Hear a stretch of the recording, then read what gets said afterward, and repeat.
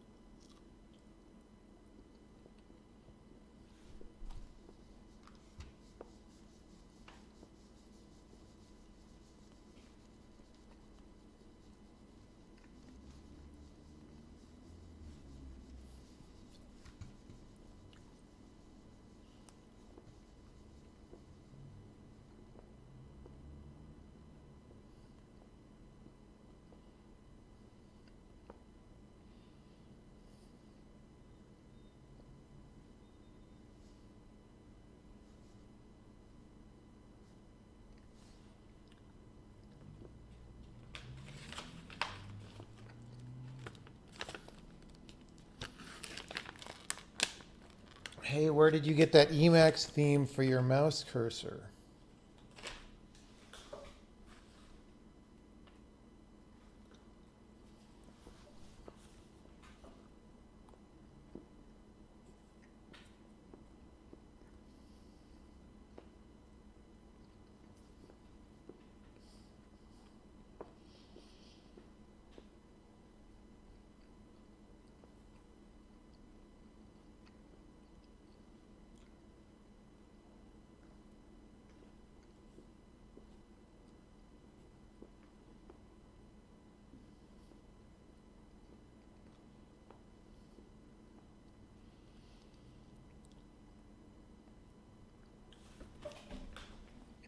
I got this mouse cursor from GitHub.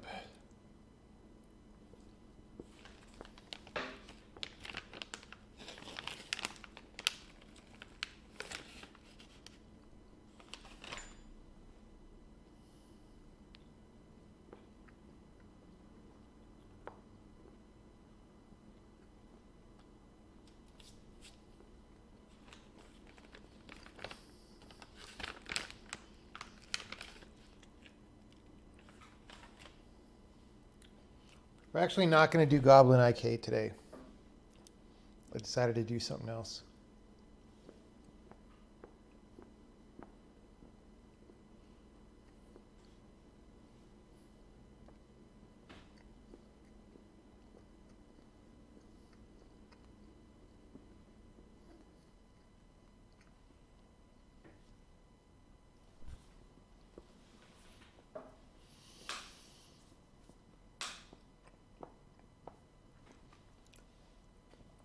Well, you could riot if you want, but I'm not sure how much your rioting is going to affect me.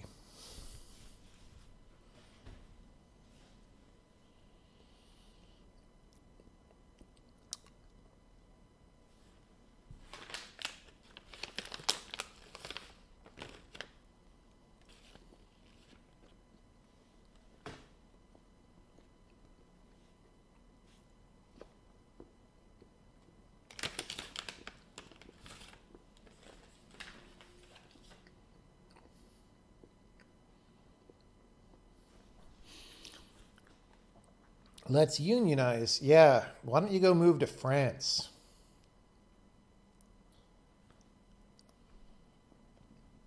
Move to France and start a union of,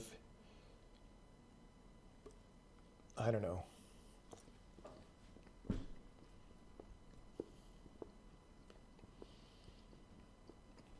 of whatever.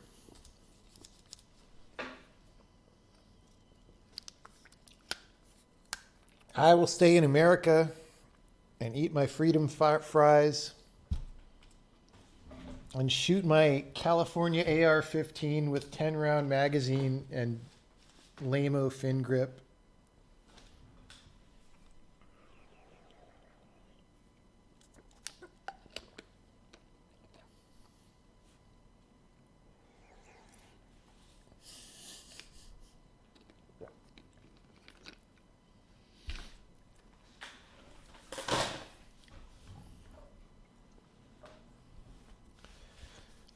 the media just refuses to cover them because the rioters aren't communists. Huh. Well,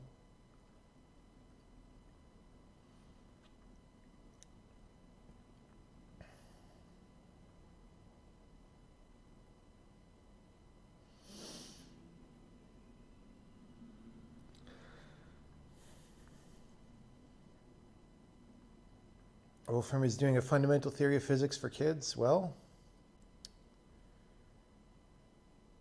that might be worth watching instead of this, honestly.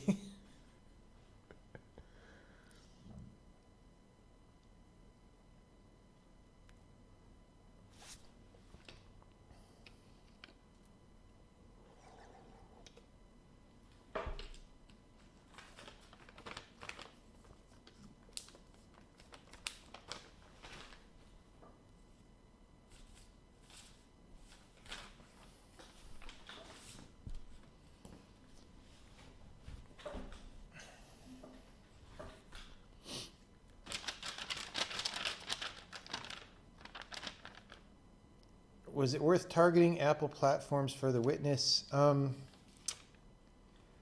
not sure. I don't know the final number of what we made on there, but probably not. I mean, given the amount of time we spent, we definitely made some money from it, but for that equivalent amount of time, we probably could have done better for that particular game. What do I think of Riot's anti-cheat being on 24/7 in Ring Zero? I think I would care if it were actually on a game that I thought was worth playing.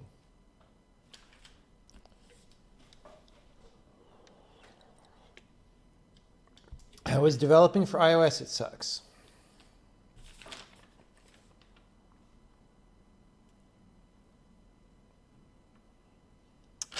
Valorant is decent, though. That is just where you and I differ. Says Jules Winfield.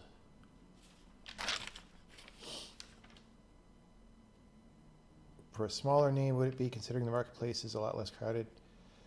I mean, if you're an independent developer, pretty much the only way, or like a new independent developer without a track record, pretty much the only way to make money on iOS right now is to sign with Apple Arcade and get a buyout fee. Like, it's very hard to make any money on the main game store. Valorant is, if you take Counter-Strike and mess it up by adding Overwatch characters and ultimates and stuff. That is what Valorant is. Now, that said, it's interesting to me that it took this long for someone to clone Counter-Strike, given how successful Counter-Strike was. But that is what it is.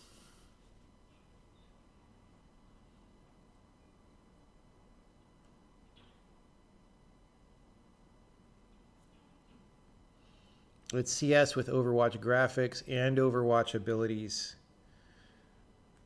and character design and acting that are way worse than Overwatch. So there's that. It's like, if you're gonna try to out Overwatch, then you have to actually do good character design, and you have to actually. Well, I don't know how good the actors were or not, because often a lot of that is direction. You have to direct the actors very well. You have to write for them very well. They didn't do any of that stuff. They just we just made some characters. It's cool.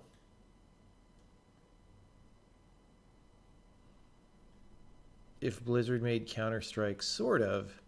It's sort of like if a third-rate company that wishes it was Blizzard made Counter-Strike. I don't know. I'm getting too mean about it. When I see such crass commercialism with no ideas of its own, literally, I just get bitter about it. You know, even in the days of the so-called Doom clones or whatever, where everybody wanted to get a piece of Doom's action, people added their own ideas to those games back in those days. and we still felt there was a dearth of creativity. You have a game like this, and there are 0 new ideas at all. Like 0. That's where we're at today, is 0 new ideas.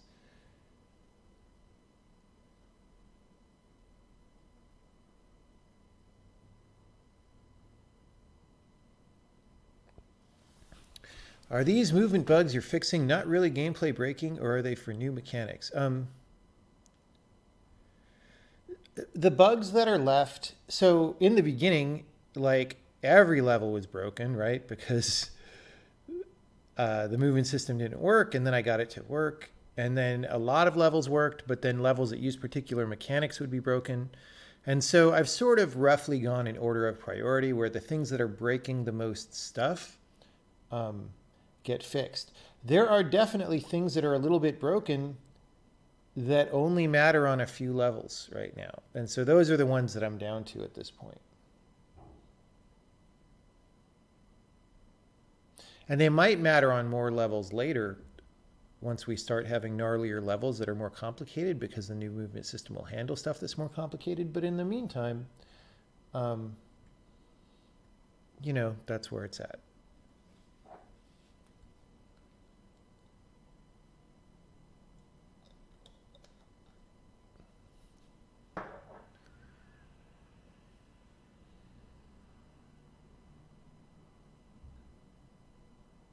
Have I looked at Playdate at all? I don't even know what that is. Don't even know. So you've gotten something to work for some levels, and as you move it on, it probably breaks previous levels? No, not exactly. More like, okay, if there's a bug in teleportation, that's only going to affect levels that have teleportation, which is like less than a third of the levels, right? Now imagine there's a bug where there's teleportation while another object is on top of the thing. Well, that's an even smaller subset, right? And so that's kind of what we're talking about.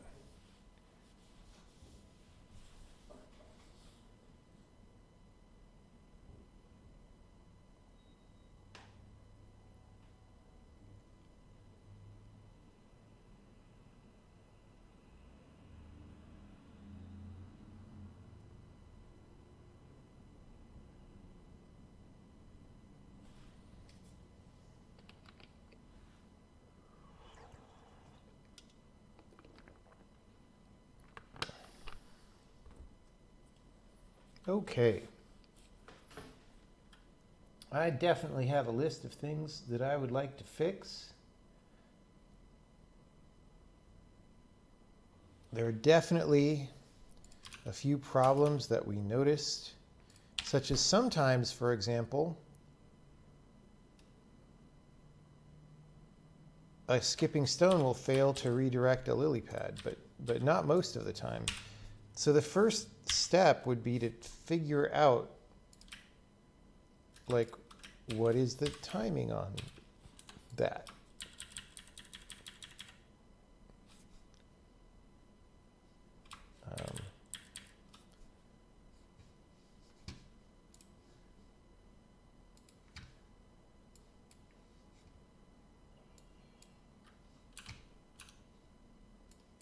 So I'm just gonna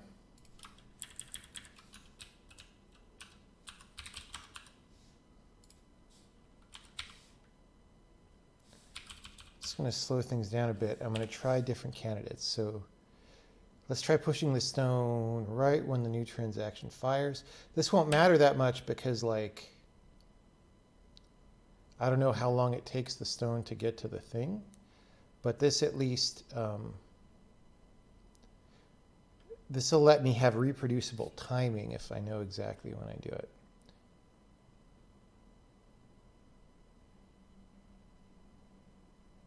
Okay, that actually did it.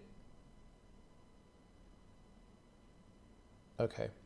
So it's a very, reproduced it the first time. Okay, so the problem is there is actually a race condition here.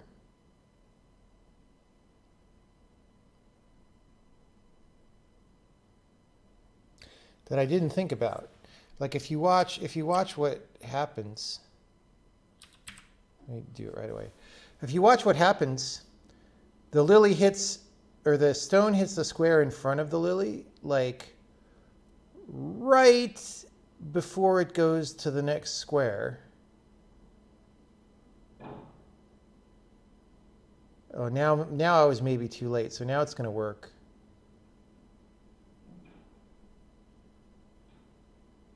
Yeah.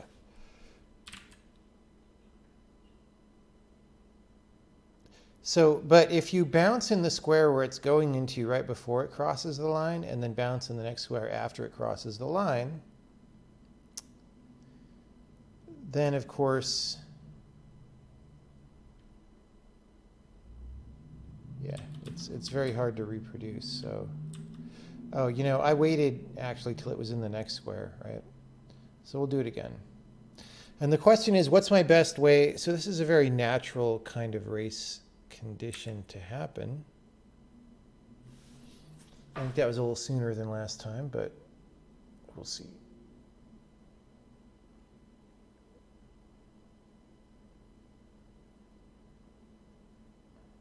Oh, we might have just missed the timing. Let's see. Bounce. And no, we got it. So,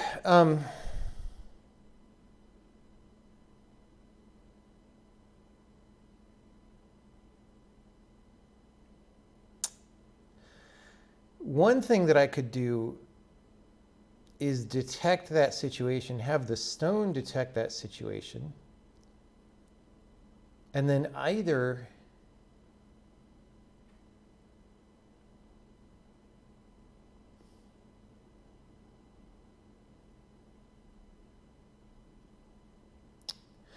I'm not sure what's the best policy. So the invariant should be that you're just not able to do that, right? And so then the question is,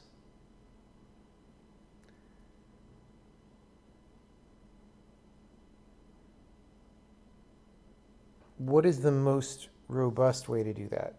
I can imagine several ways. So one is for that stone just to say, hey, I'm going to be in this position, I was in this position, blah, blah, blah. Another thing I could do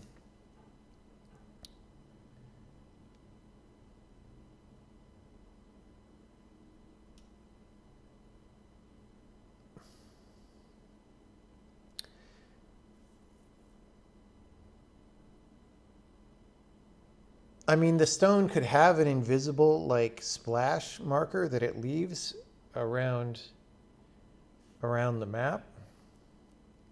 That wouldn't have to be a separate entity. You could imagine it as a separate entity, and it would move transactionally with the stone.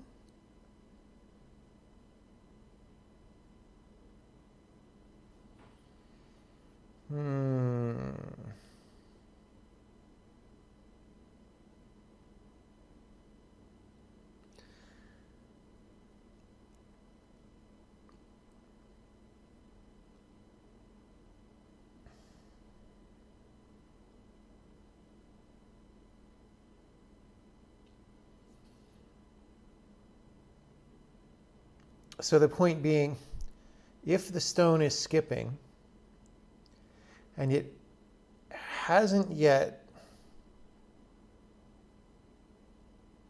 oh, you know, this is actually very simple. So the stone, well, let's wait again. So the stone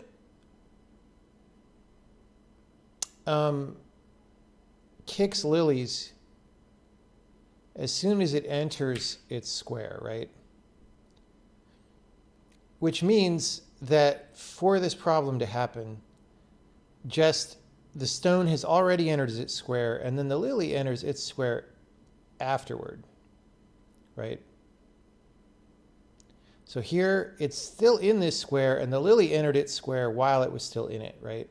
Because if that didn't happen, then the lily would still be in the next square, and it would hit that square, right? So there just needs to be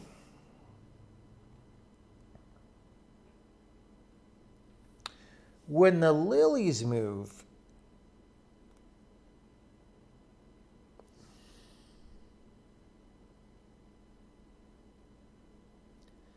they need to detect a skipping stone in that square and get kicked by it. That would be a very simple solution to this.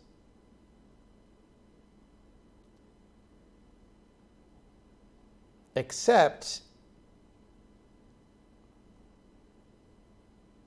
that raises the question,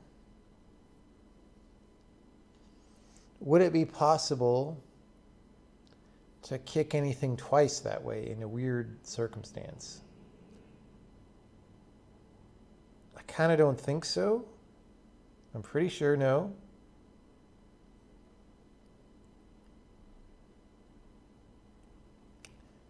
But I could imagine introducing some extra flag to say that we already kicked lilies. All right, so is that our simplest solution? Because that is not that bad to implement. Do the push when the rock goes past a lily, not when it hits a square. See, that just moves the problem around in time. It doesn't matter. It doesn't matter if the point is early or late. There is going to be a way to make this happen either way. The only way to make it for sure correct is to somehow say over the entire interval,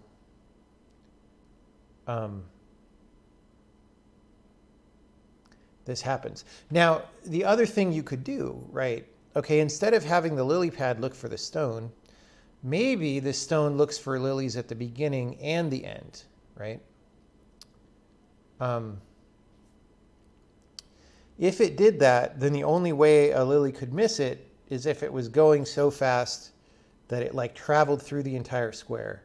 And we sort of have this thesis that like stones are just going to be faster than lilies. Like that's how it works. So, but it has to be, and so then you're approximating an interval check, right? By doing it at both points. It's still more robust to do it when the lily moves though.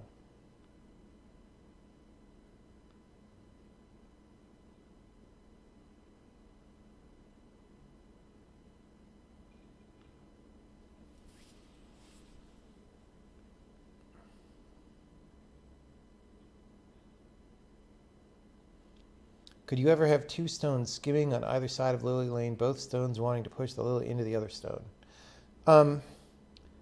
You could have that. Right now, what'll happen is whichever stone is second will win, but that would be a good level.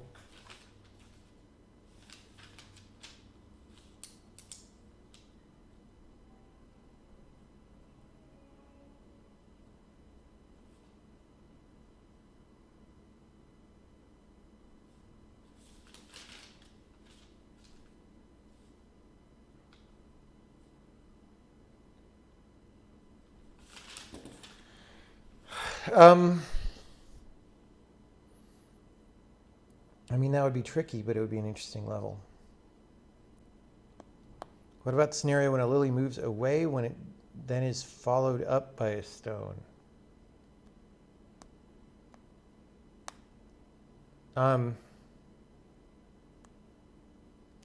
Will the stone land on the lily or just skip right past it? The stone will only land on the lily if the lily is still in the square, right? So if you mean this kind of lateral thing, like if I'm pushing this stone this way, and then I knock this like this way, right? And then another one comes along here, then, you know, if it's before the line, it'll catch it. And if it's after the line, it won't.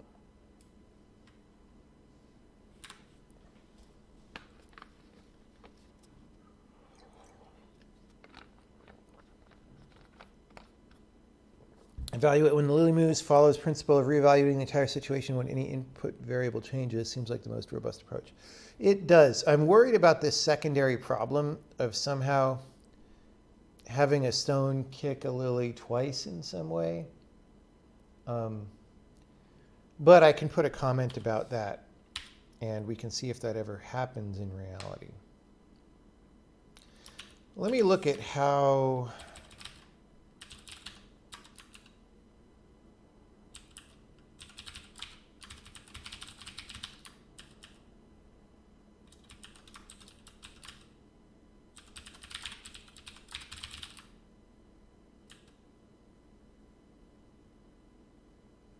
You know, this also means, well, much more disturbingly, this also means you can do the following thing. This is worse, or just as bad.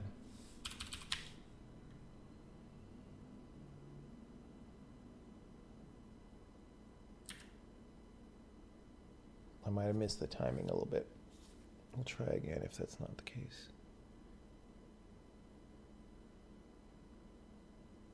See?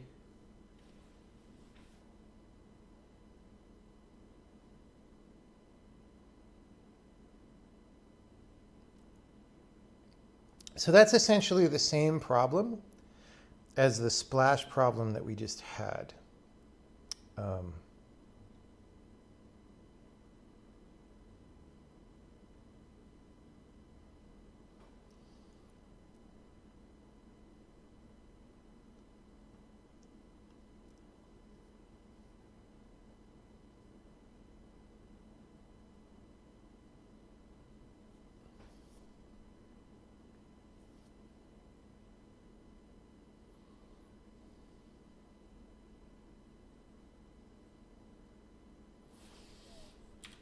Now, in some kinds of games, you might want that, but in this game, we don't want this.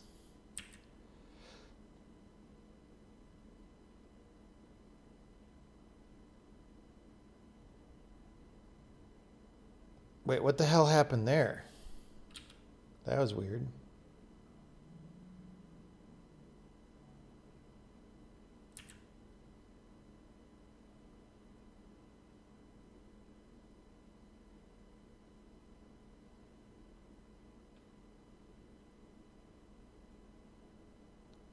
Lily got scared. It's not good for Lily to get scared.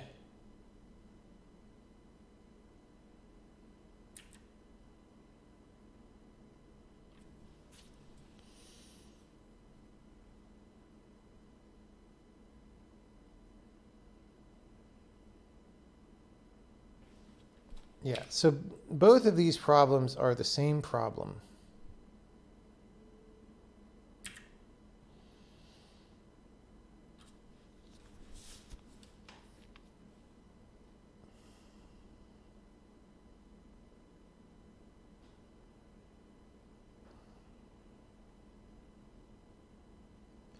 You know, there's a few things we can do. One thing that we could do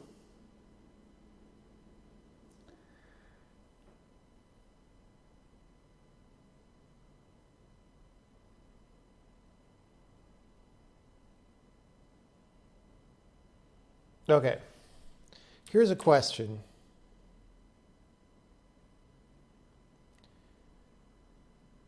Why does this not cause a transaction conflict?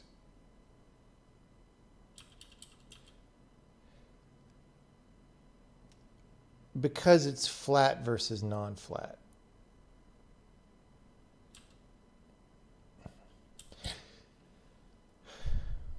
Okay, so normally this should cause a conflict, and it should cause, for example, the Lily transaction to commit. Like, I would rather just try to, instead of adding all this stuff, you know,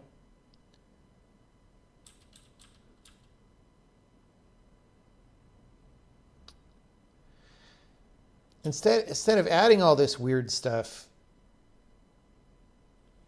I would rather lean on the fundamental mechanisms to be correct, right? So maybe what we do is just we commit the Lily transaction.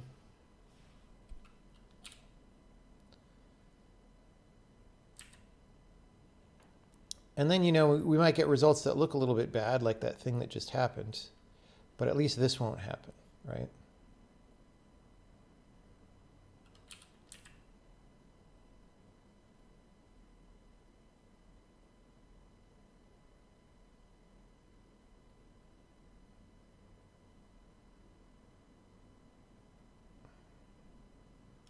So I have this flat versus non-flat exception.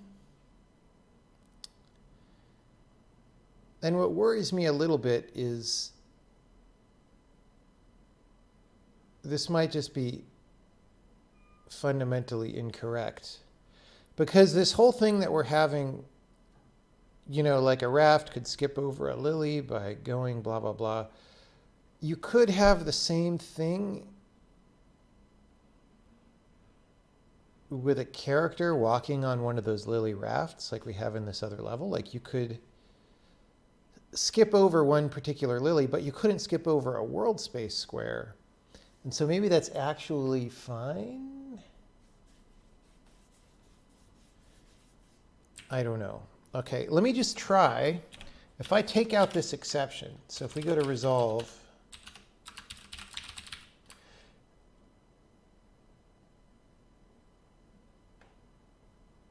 this might mess things up.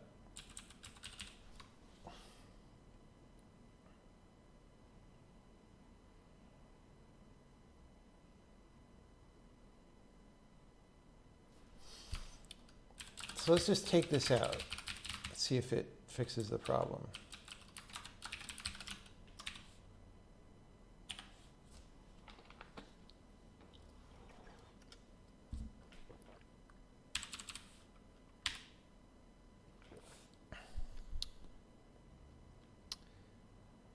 Do.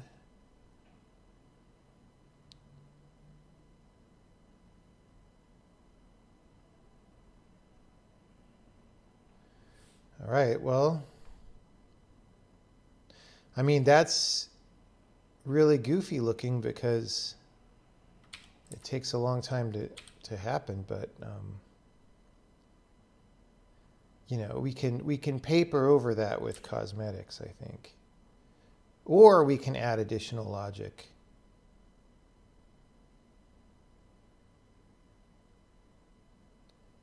See, it's like it takes a half a square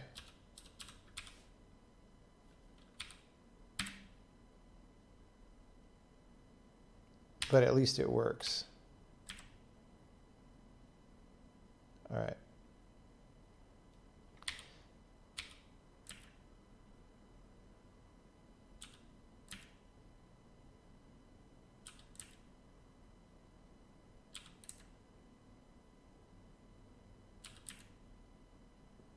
See, the visuals look more or less objectionable depending on when it happens.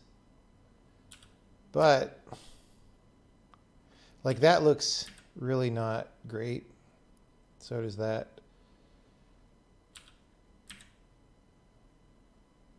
But you know, at least it functions now. It's not like broken.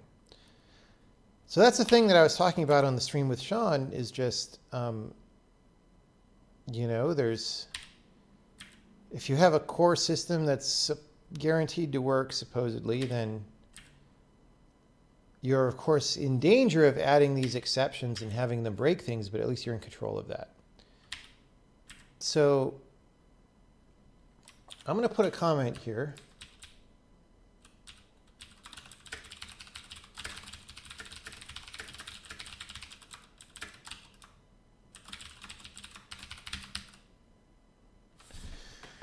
So I think I'm going to try solving it the other way and see if that's less visually objectionable. And so we'll be trading off some complexity for,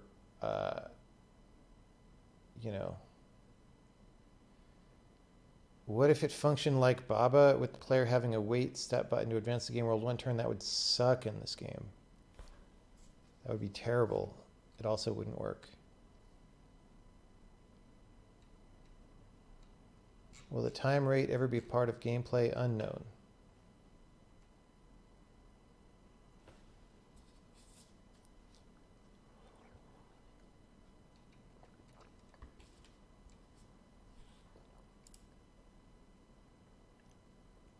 Can you mount a pressure plate on a lily? Will the stone affect both?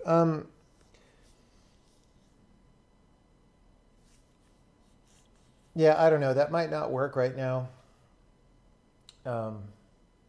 We could make it work if we really care. It might work.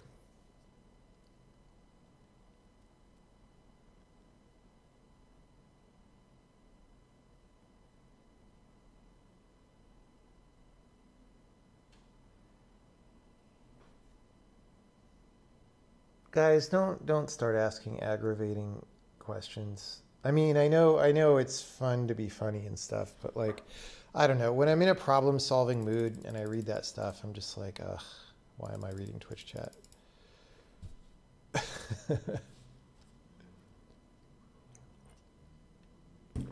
Okay. So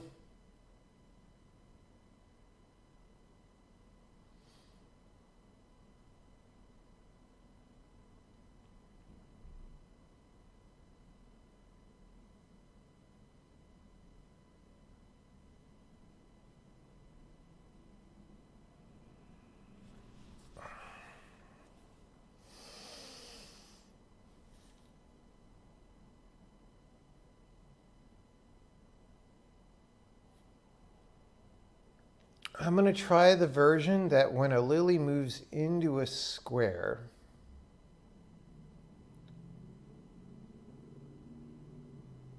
we will just run skipping stones.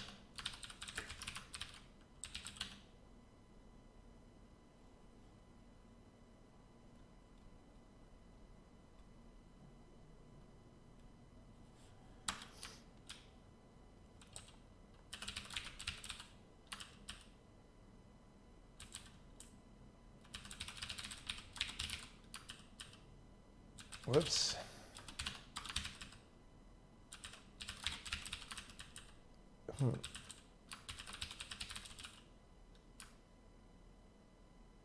No, I'm in the wrong file. I was like, I can't find it. I'm looking for things. Okay, there we go. So we don't want that though. We want physically update physical position. Okay. Do physical moves. All right, so we committed the transaction. Ah, there we go. If it's a Lily transaction, perform ocean modifications. Okay, that already happens exactly at the time. Okay, we're going to do perform Lily safety kicks. All right.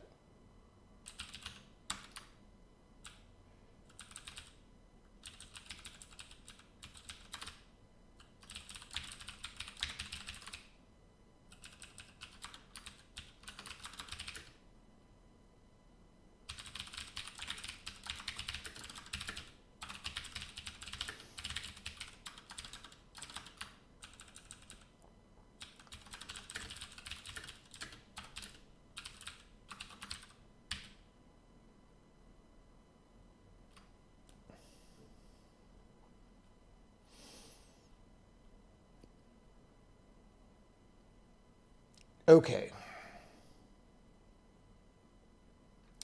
So what do we do for each rock? Well,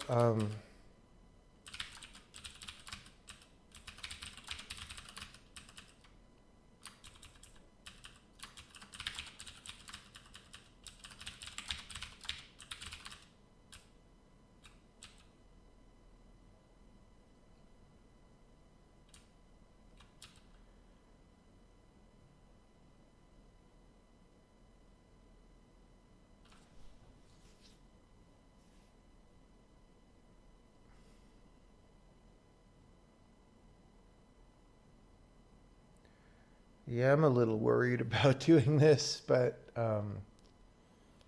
we can always remove it later if it doesn't work very well. All right.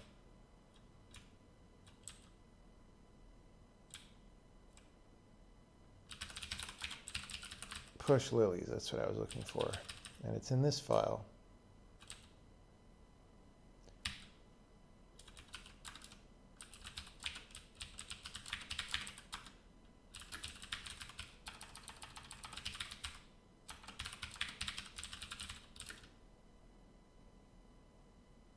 Oh.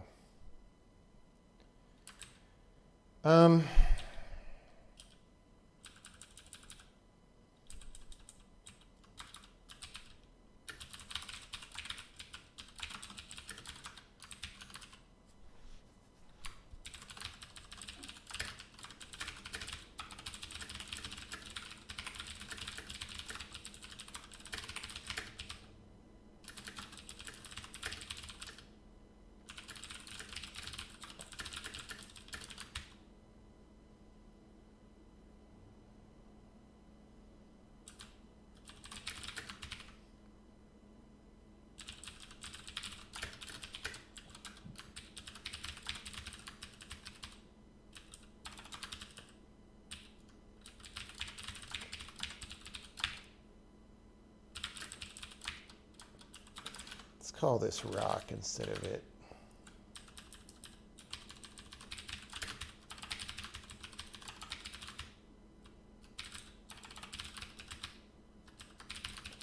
Okay, well,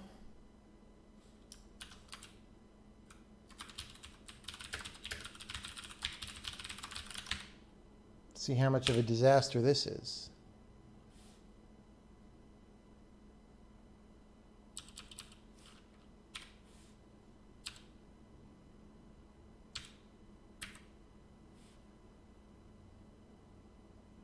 Badoink, badoink, badoink, badoink. Whoa. Okay. So rock lands on Lily probably doesn't do all the work. Wait, it says skipping equals false. Okay. So now, see, this is where things start getting bad.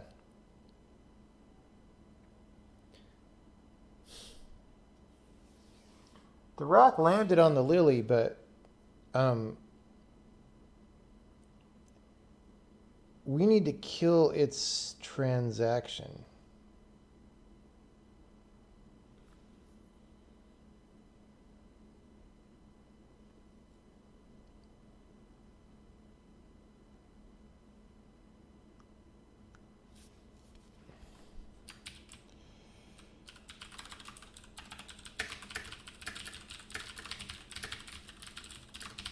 Because otherwise the transaction will just take it to the next square because it's already been filed, right?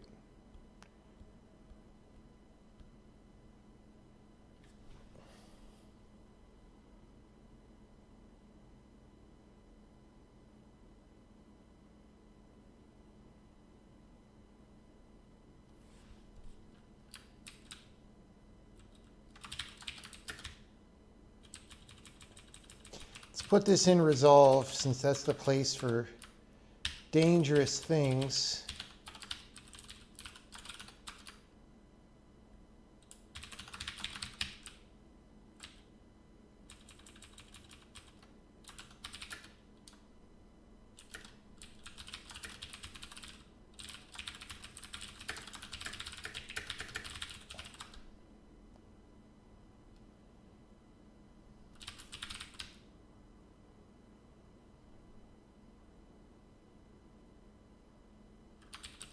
Do we have flags on transaction?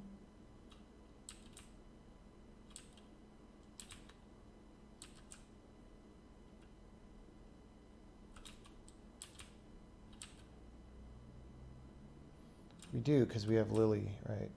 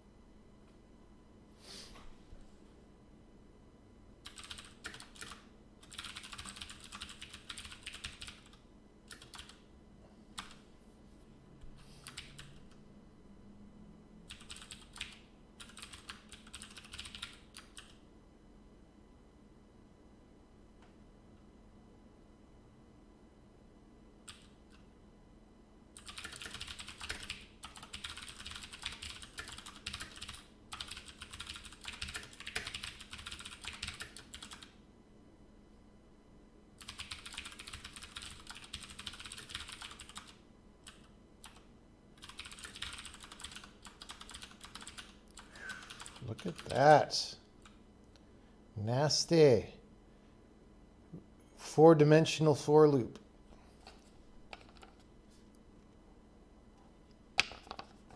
You know you're really programming when you have four-dimensional for loops. Five-dimensional, because abort transaction actually has a frickin' for loop.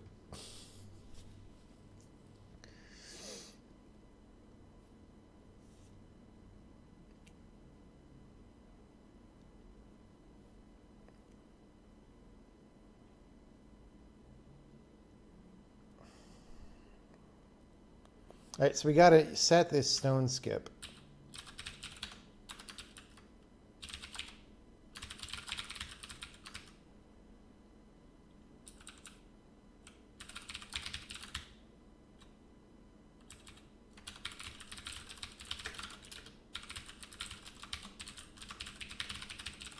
All right.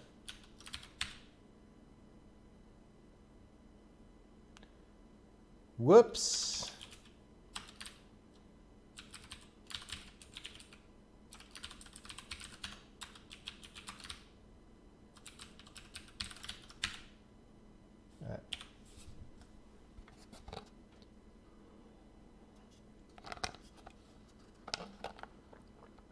All right.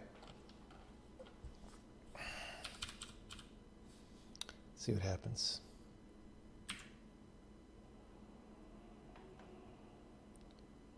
Boing, boing, boing. Dang it. It didn't do it.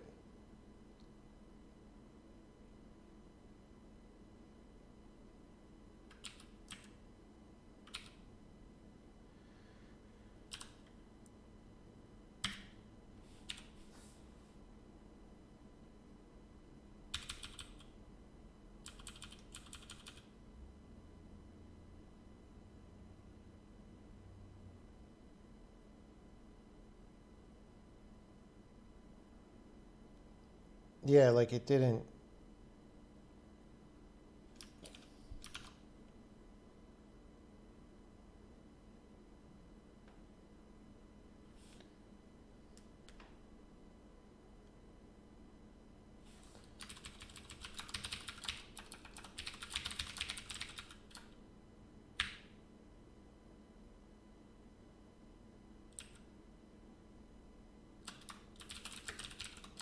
Let's just see if we ever think that we found it.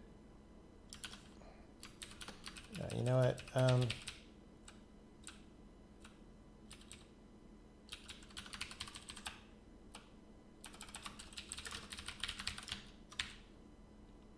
So we do one print when we get to that routine, and the other one if we find the transaction we are looking for. I feel like we're not going to find the transaction for some reason.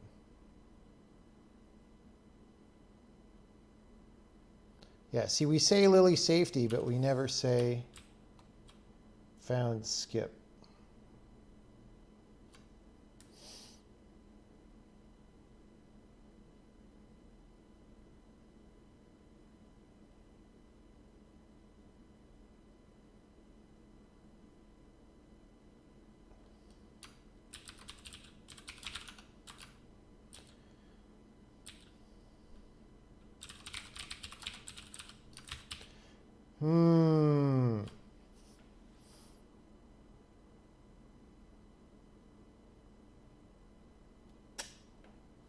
Well, let's say game report. I feel like we might not find that for some reason.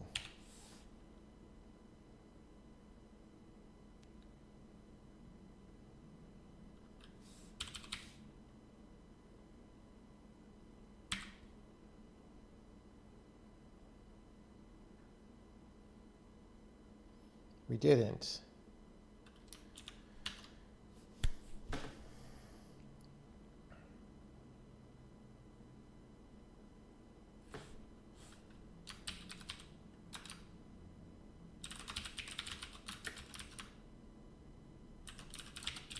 Oh.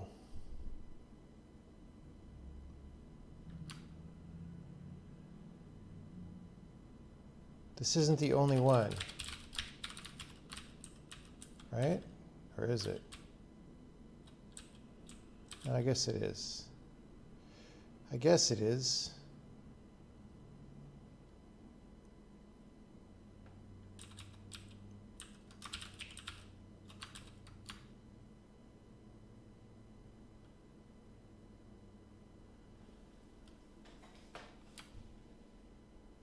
I mean, I'm just going to set a breakpoint in there. There should be two transactions, and the other one should be the stone transaction, and we know that it's not. This is one of those things in debugging where you know exactly what you're going to see when you go step, but for some reason you do it anyway because you're stupid, you know. It's how life is sometimes. Okay.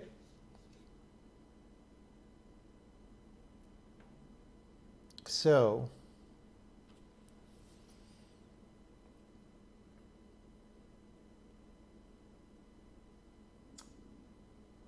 I should break from the outer loop from in here just to make sure, but so we do rock lands on Lily. So manager, wait, there's only one transaction. Oh, because the Lily transaction, oh God, all right.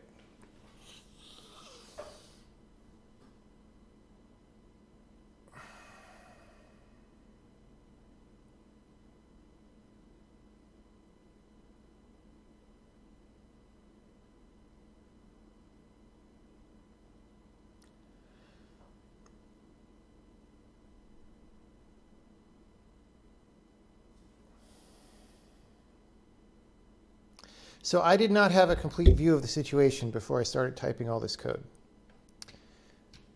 We are here not from the normal place that I thought, but we are here because skip one stone is force committing the Lily transaction.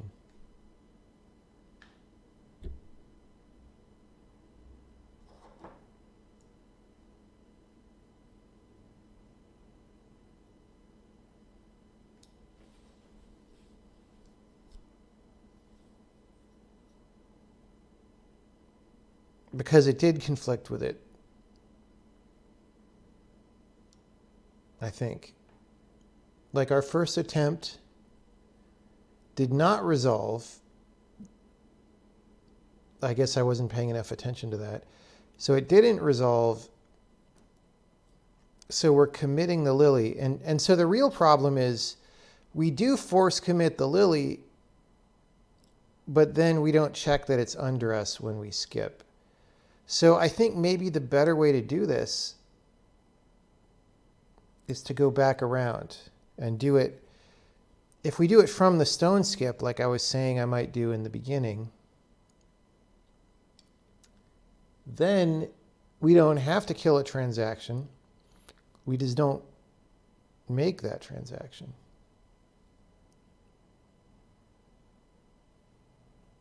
And that's better.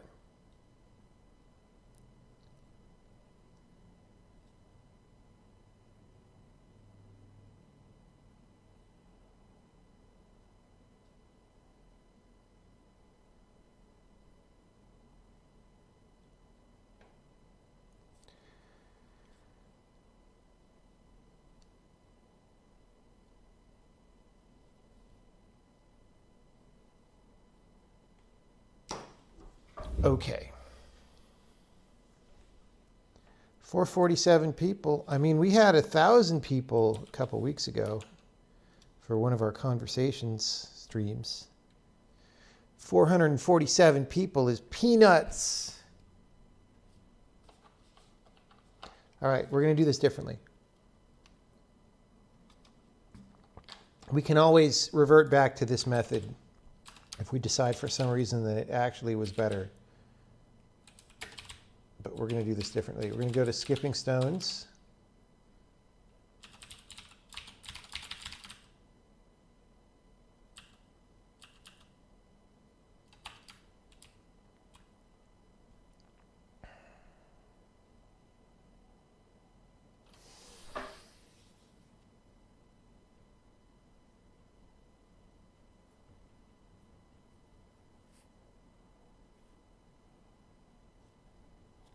So really what we're going to do is we're just going to have the stone. Let's simplify it. Let's not even worry about kicking lilies. Let's just do the sub problem of landing or not, right? So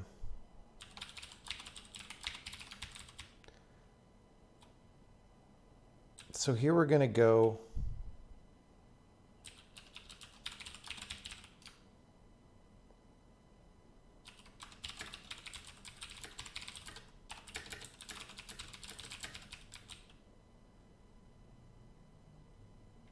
you know what? Actually, we'll do here. If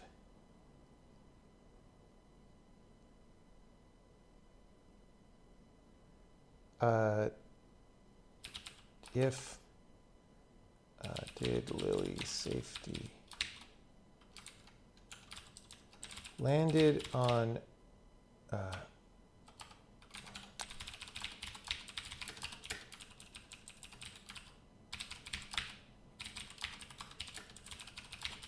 whoops, Lily break. Okay, so we're going to have this do Lily safety check. Okay. So that is just going to be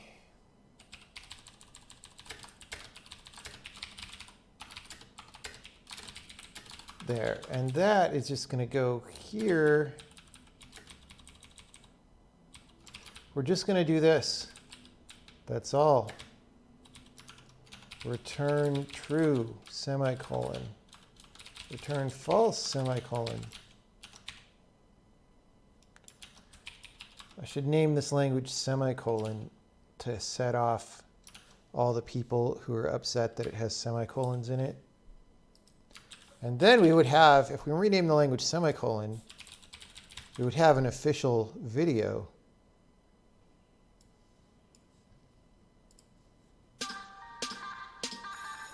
Okay, everyone, welcome to grammar class. Today we're learning about semicolons. All right. That would be good.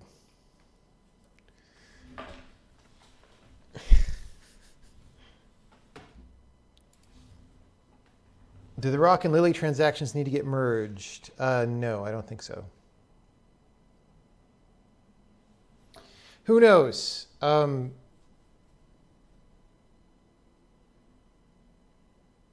don't think so.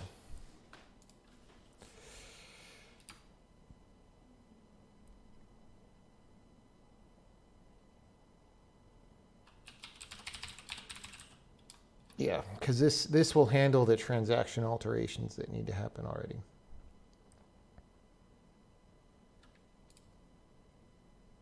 All right, so that just won't create the new transaction.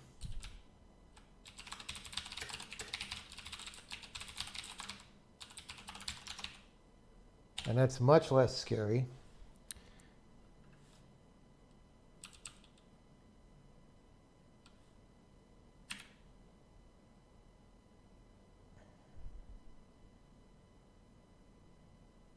Whoa.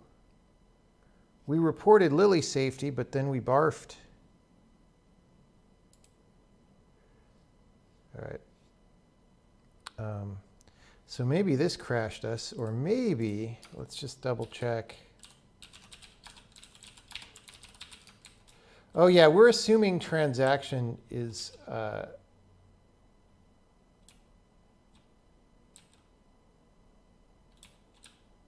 let's just return.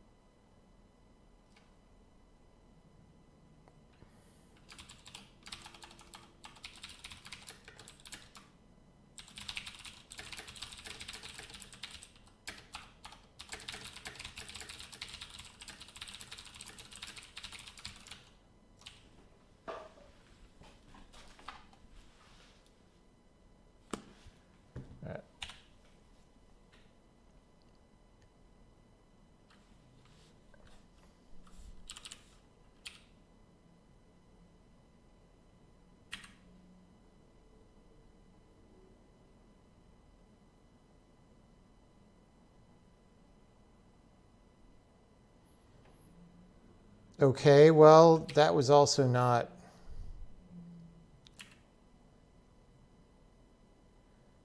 I mean, so that we could sort of sell, like the lily sliding under the thing, if we just put a big water splash there, that'll sort of sell the effect better, especially at this speed.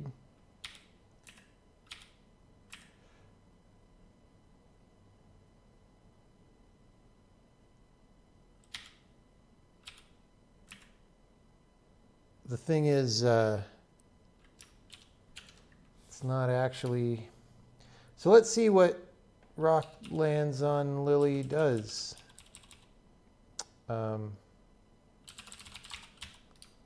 Doesn't seem to...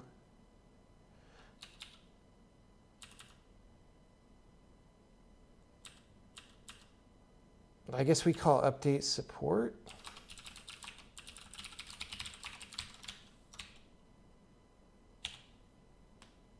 I guess. I don't know about that. All right, that was better. So we'll call stop skipping.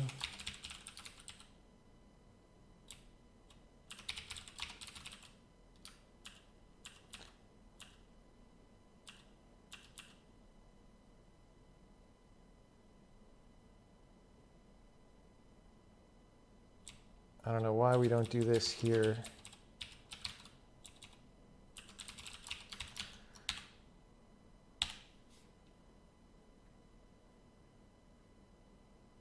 The rock needs to slide a bit more after the collision. Sure, whatever. We don't care about that right now.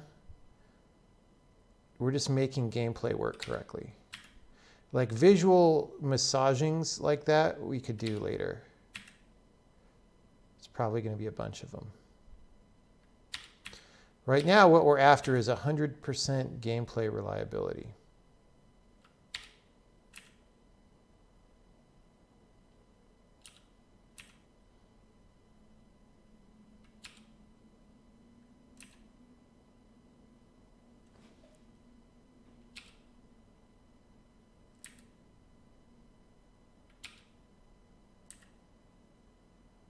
We can put as much programming as we want into visual nuances to sell this. Like instead of stopping, and the times when the lily stops early, instead of stopping it early, we can have it go a little bit visually into the next square, even though it knows it's not physically going all the way there, right? We could put splashes around things. The times when the rock needs to appear to be meeting the lily a little bit later, we could do that. We can do all this stuff. That's fine. The thing that's hard is the 100% gameplay reliability. So as long as we have that, like that one was, you know, weird, it's fine. We could paper over that later. Some things you can paper over, other things you can't. And so this is already much better. Okay, so now we want to do this part, which is still going to be broken because we are not, we're not doing anything to handle it yet. Yeah, see, so we still missed there. So to fix that, all we should need to do is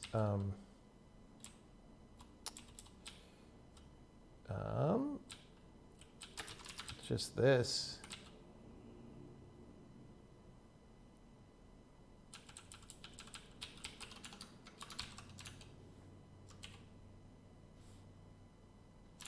We could actually, if it landed on a lily, it shouldn't splash. So we should only do this if we didn't land. All right.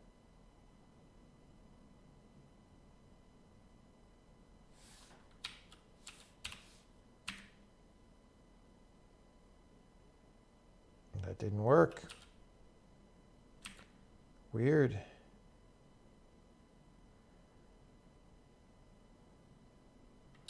Huh.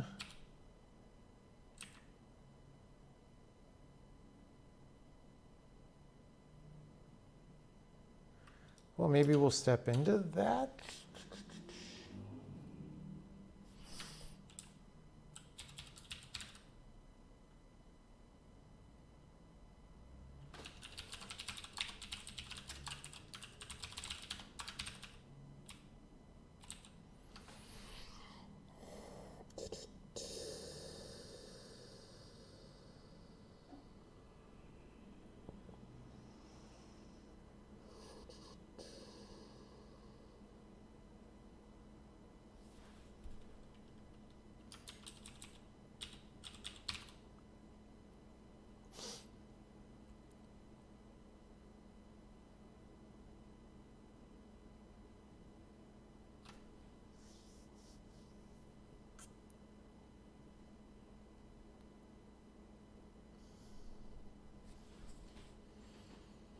Grid distance and visual distance. Yeah, so this distance is the positions. The positions are the actual gameplay positions. Those are not the visual positions.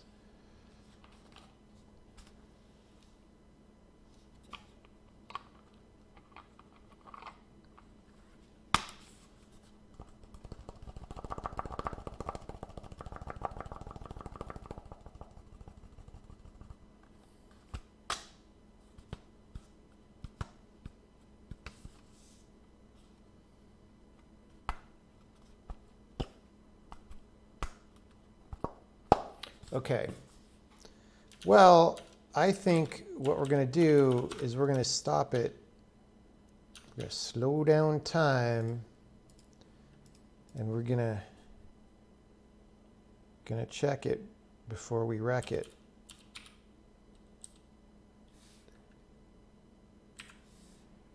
Dink, dink, dink. So, okay.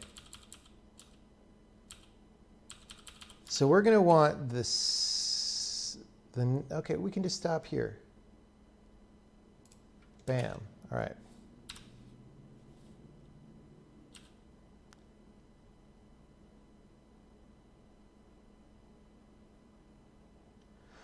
Oh, we're calling this at the wrong time. Except no, because we supposedly committed the Lily transactions.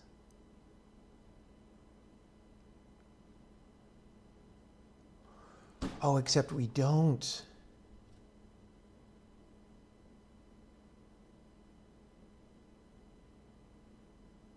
The first time. So what's actually going to happen, it's not committed yet. We're going to get a transaction. That's going to conflict. No, it resolved what?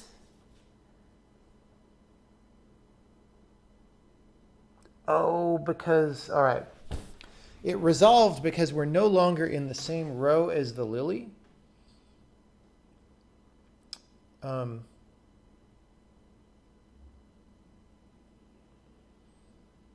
So the correct way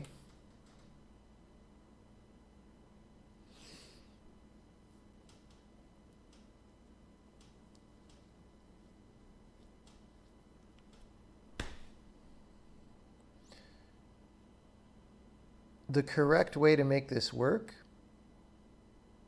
is to declare that we affect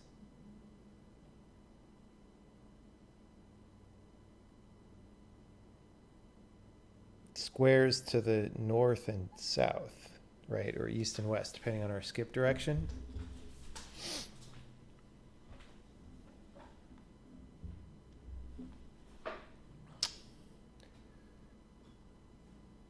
Because the system, right, the core system doesn't know that.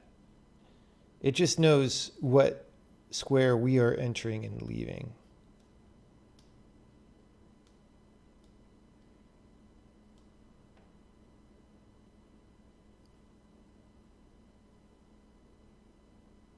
You know what I'm saying?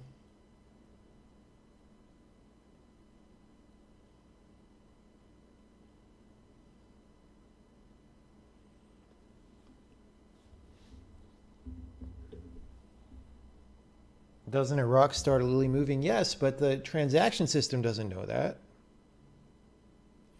Transaction system has no idea. And we haven't told it.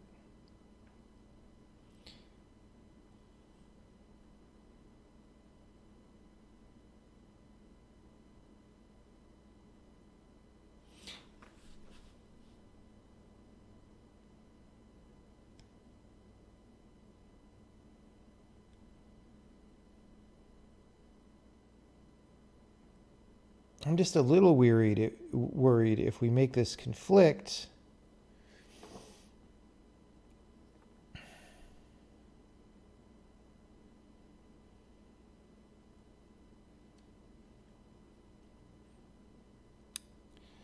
I think that I would rather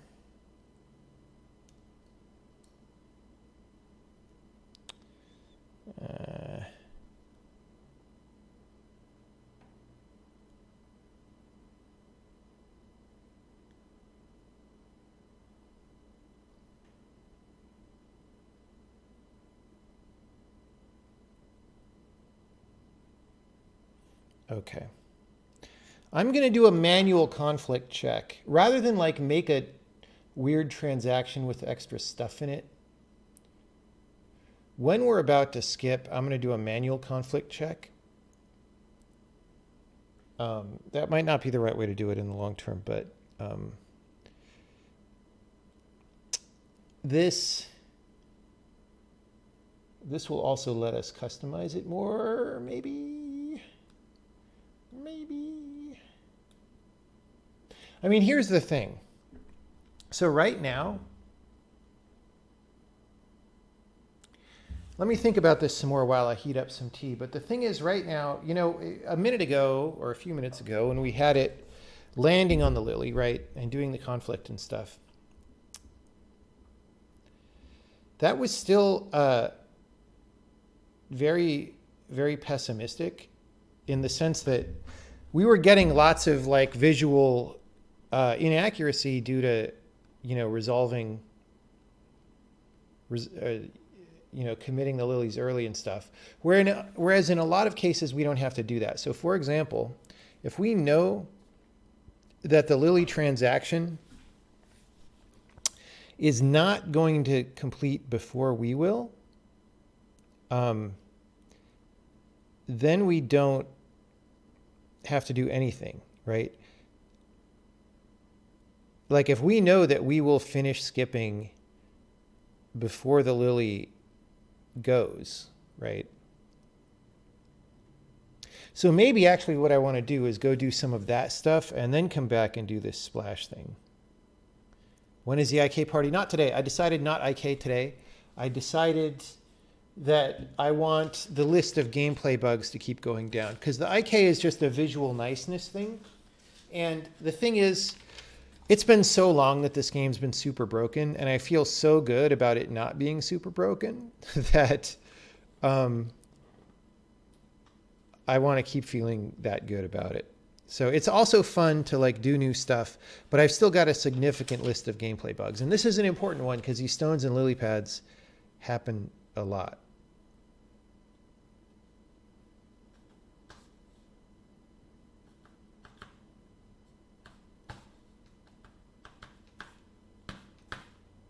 How can you know that it'll commit before you do? You just look. Like transactions say what time they will commit at.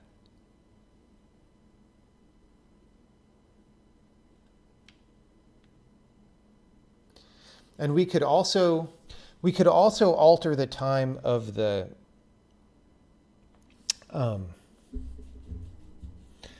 if they would commit before we do,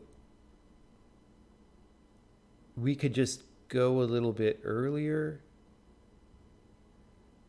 like all that kind of thing. So let's do a little bit of that stuff. Let me get some more tea though.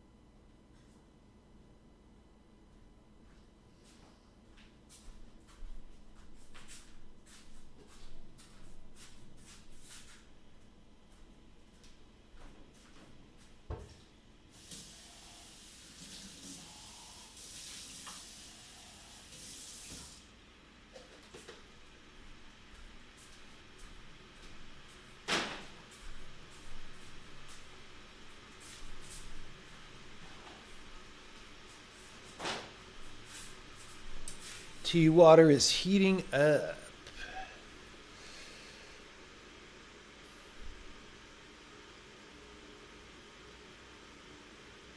Why does every source file in games have a lot of lines? Well, I mean, sometimes you need a substantial amount of code to do what you're trying to do. And if you break it into 50 files, you have to figure out what's in every file. And that's annoying, so why would you do that? Playing anything tonight? I don't know. If you know of any good games, we could try it. How is Visual Studio able to debug, recognize the files? So the files are just in the debugging info for the executable says what the files are. And then the debugger doesn't need to parse the files at all. It would if it was trying to do syntax highlighting, but it's not. So it doesn't parse the files to tell you variables. All that is also information that comes from the debugging format for the executable. So the debugger doesn't need to understand the programming language. Unless you're going to ask it about things down here and it parses the queries. And in those cases, I sort of mentally translate to C++. Is distance a comma b is less than 0.5 the same result as a is equal to b for object positions? Yes. Receiver 2 is out. Well, we might have to play that.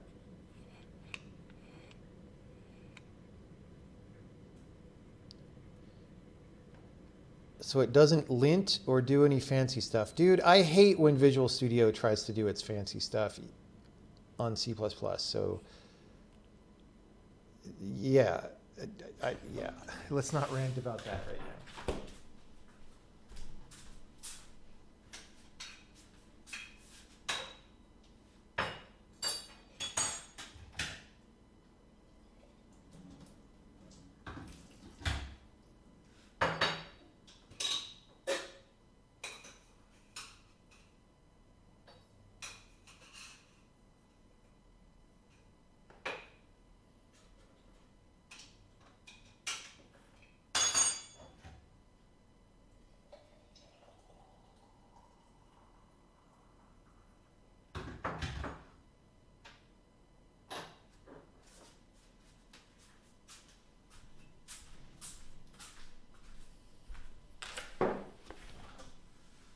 Like all the Roslyn stuff in Visual Studio, if I could delete it, if I had a magical delete key that would delete all of that, I absolutely would.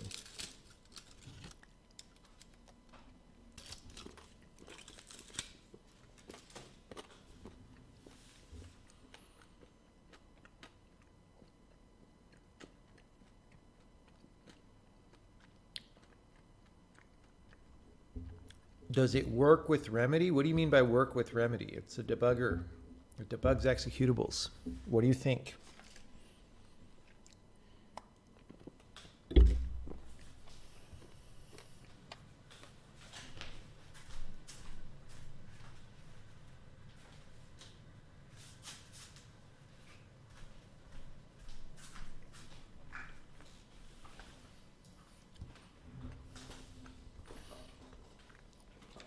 Any plans to talk about other compiler parts with level 1 on CodeGen? We're not really doing any interesting code generation yet.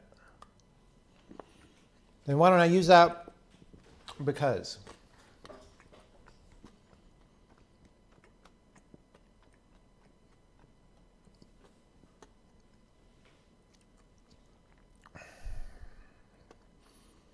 Because I've already talked about this 3 times in the previous 2 streams, and I don't want to mention it again.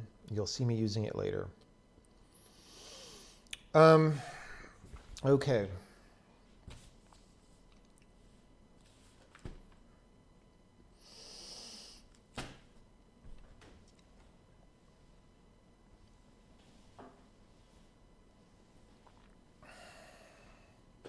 The other question I have is whether this is related to that thing where we were somehow able to push a rock into the middle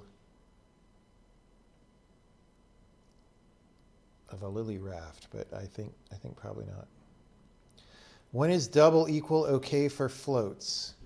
When they are exactly the same. When you know they are exactly the same.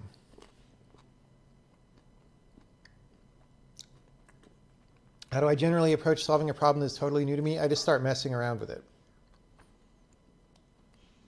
I don't tend to be one of these people who tries to pre-plan for a month in advance.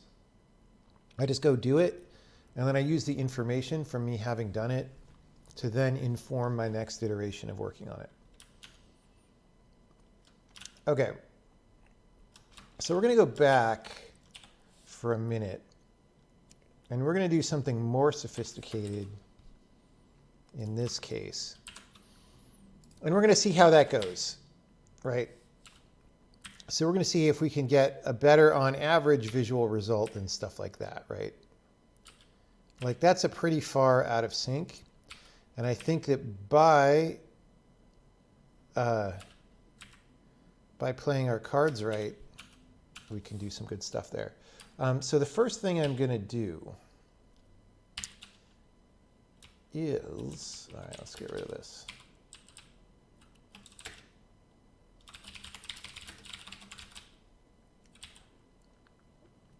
First thing I'm going to do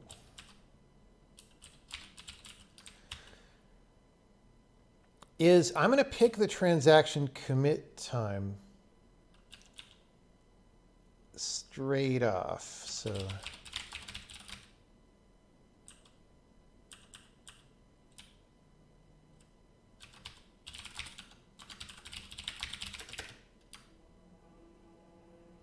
all right. So we're going to do this.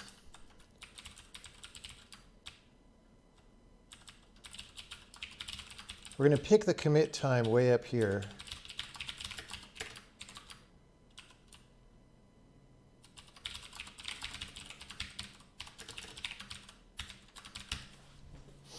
And that way we can start making decisions based on it. Okay, so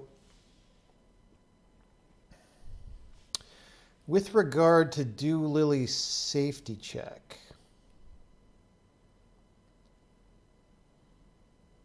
we want to say if, what is it? If the Lily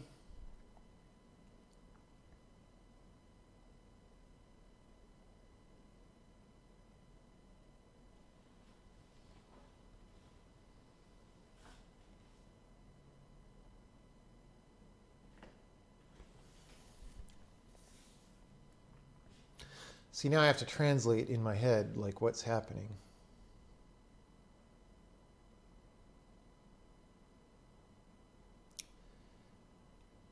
If the Lily transaction is not yet committed,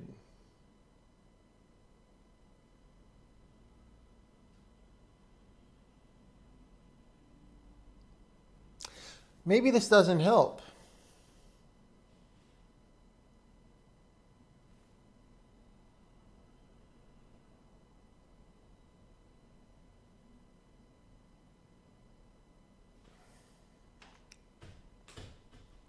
Hold on. I'm having trouble thinking about this all of a sudden. So if the Lily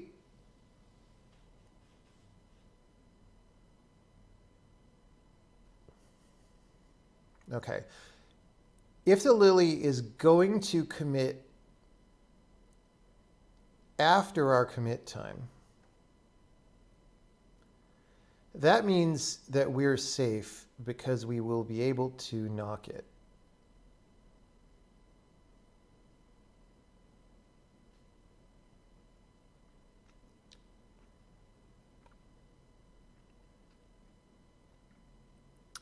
So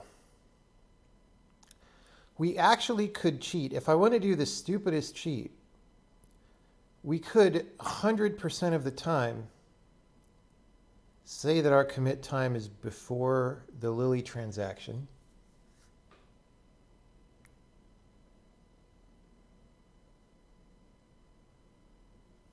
And if that is the case, then in theory, if everything else works, we maybe don't even have to do this.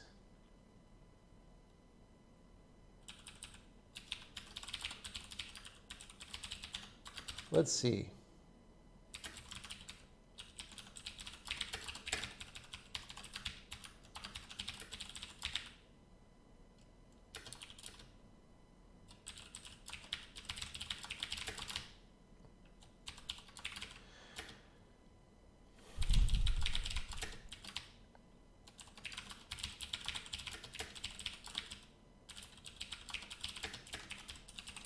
right? So then we say the stone is always going to skip before the,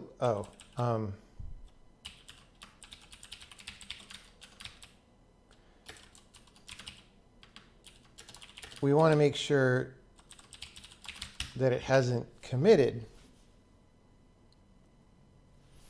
If it has committed, oh God, I oversteeped my T. No, let's see. See how it is. We might have saved it in time.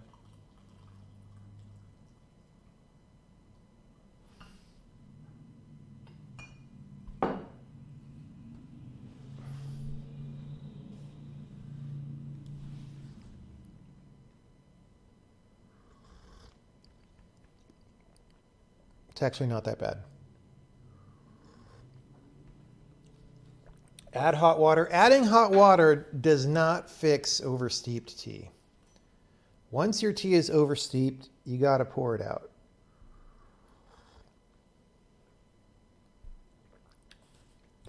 Hot water gives you diluted oversteeped tea. Do I like ginger peach tea? Yeah, it's all right. Do I add any honey? Rarely. You just leave the bag in till the end. Well, that's you. Okay.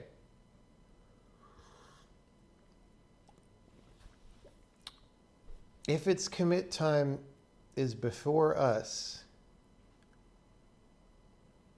we go before it.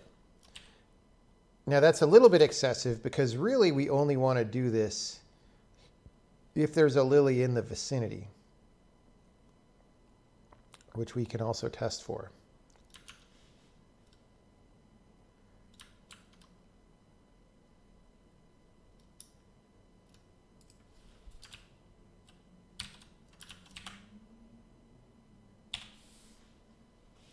Let's see if that does anything.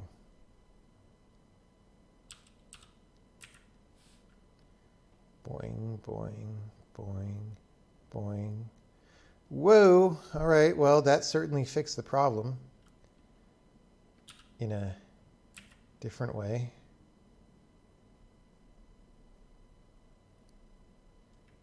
Like the thing that happened there was we gave it a super soon commit time, I guess.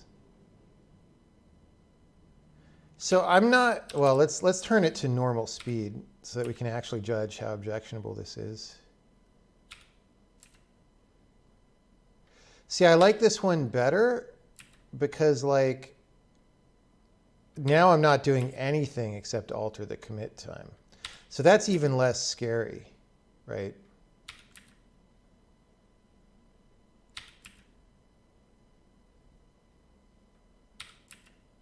Like we're not even running that code that we typed earlier. Oh God.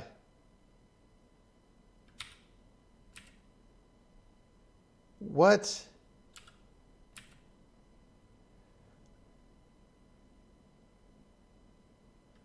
Why did that happen?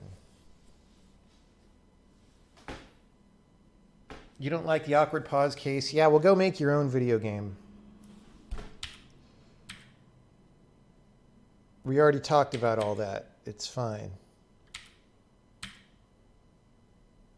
That is the case that I don't like right there.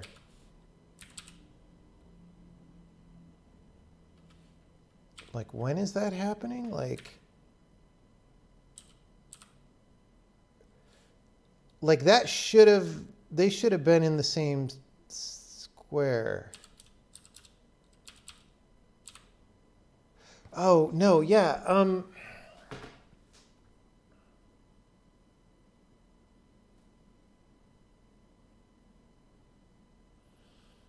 Okay, committing first.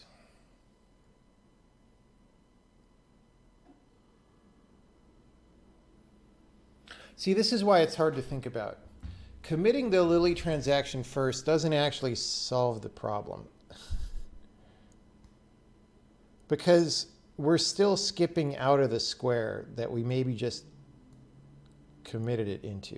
You know what I'm saying? we still maybe committed it under ourselves.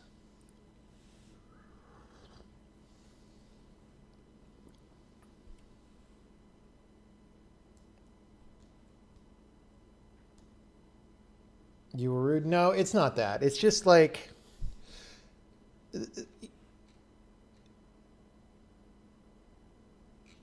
the frustrating thing about Twitch chat is people start saying, what about this and what about that, where you just talked about it like 8 minutes ago, but they just showed up into the stream. And the problem is it's not anybody's fault because that's just what this medium is like. It's like people drop in and drop out, but like I literally just talked about that.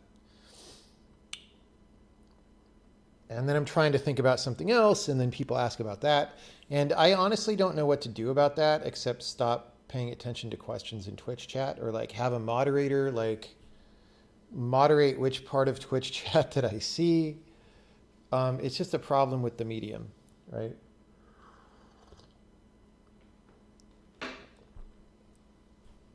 So I don't know what to do about that.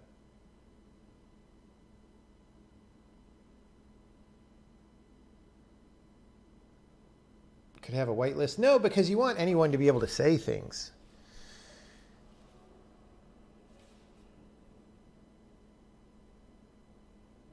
Would more bot commands help? Not really, because it's about noise that I see. I mean, bot commands are for long-term things. They're not like, this is a very common problem actually. Like we just talked about something and then people show up asking about it. It's like, that happens all the time. Bot commands aren't going to help with that. See, that looks really messed up. I'm actually not sure why that looks as bad as it does. But it doesn't matter because we didn't actually solve our problem.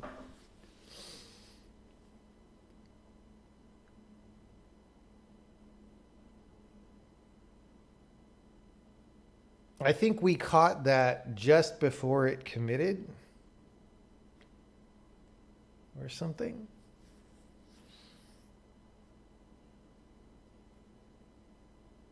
Okay.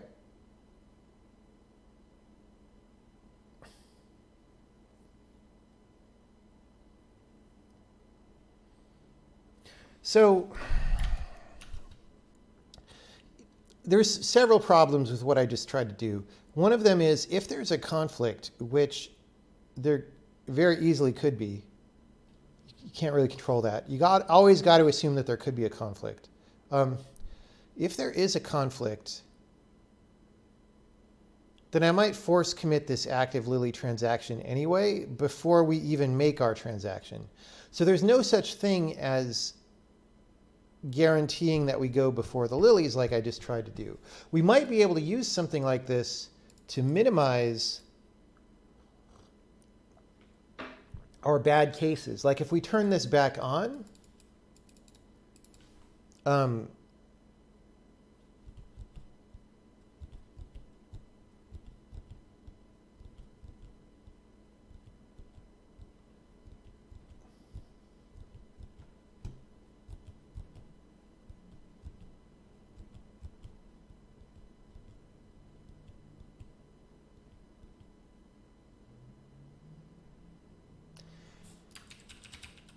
I mean, this might generate the worst of both worlds, but let's see.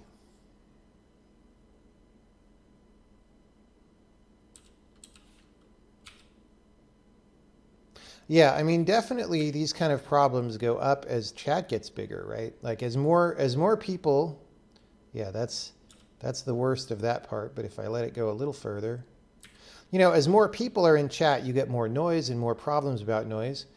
But also it's good to have a big audience. Like that means that people are getting something out of the stream, right? If they just want to show up and watch. So like, it's good to have a big audience, maybe, as long as you believe that your stream is good, worthwhile material.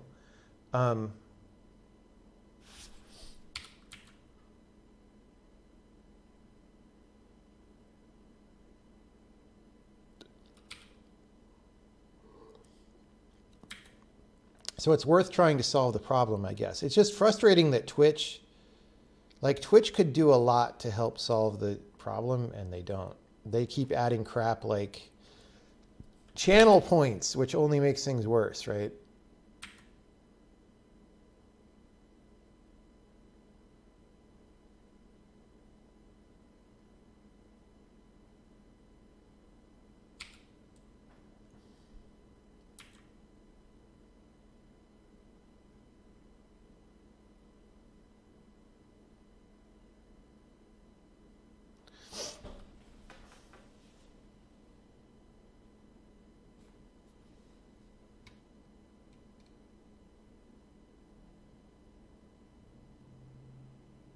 Right, and they add to detect duplicate questions.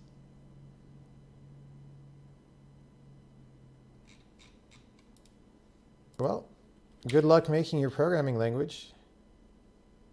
Could be a fun thing to do.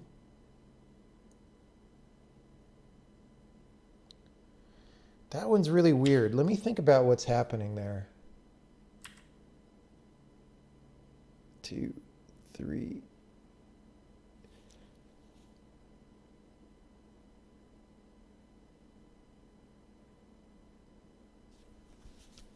I kind of don't understand why the Lily is going so fast forward. Like I get, so it's not committed yet, probably.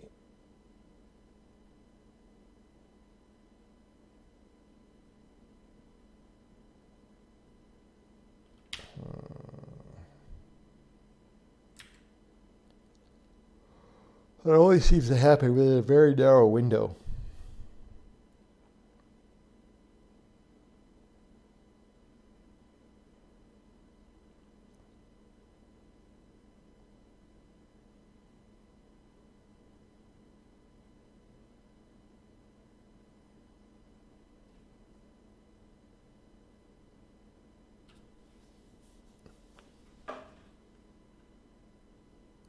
Is it about adding velocities? No.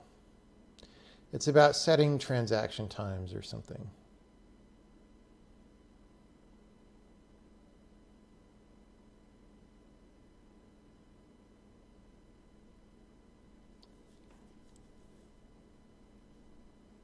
Oh, I kind of might want to take a nap and stream again after the nap.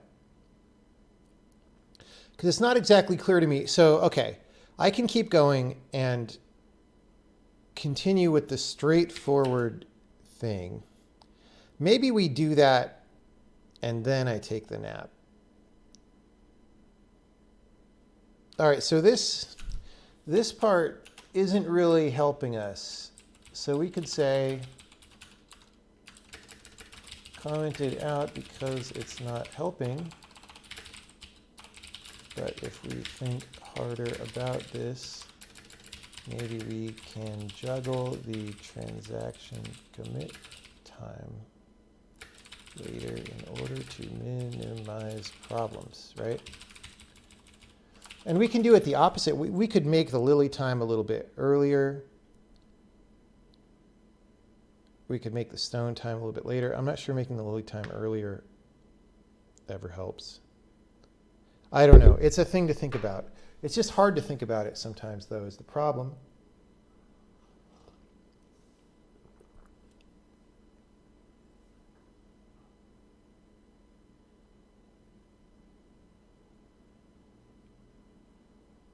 Don't I have my fancy transaction debugging overlays available? Yeah, it's just that it takes a certain amount of effort to look at those and decode the information, and I'm kind of not in the mood to do that right now.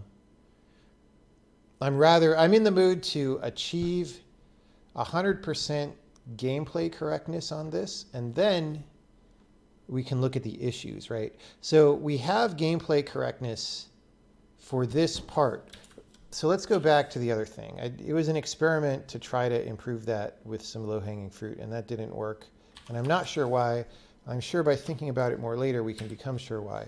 But the thing that we have to do is make this gameplay correct. That's the priority, right? That must not happen. And if our theory is that that'll work fine as long as we conflict with things, then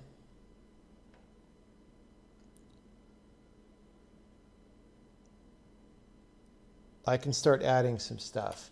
So, okay, let me refactor some code. There's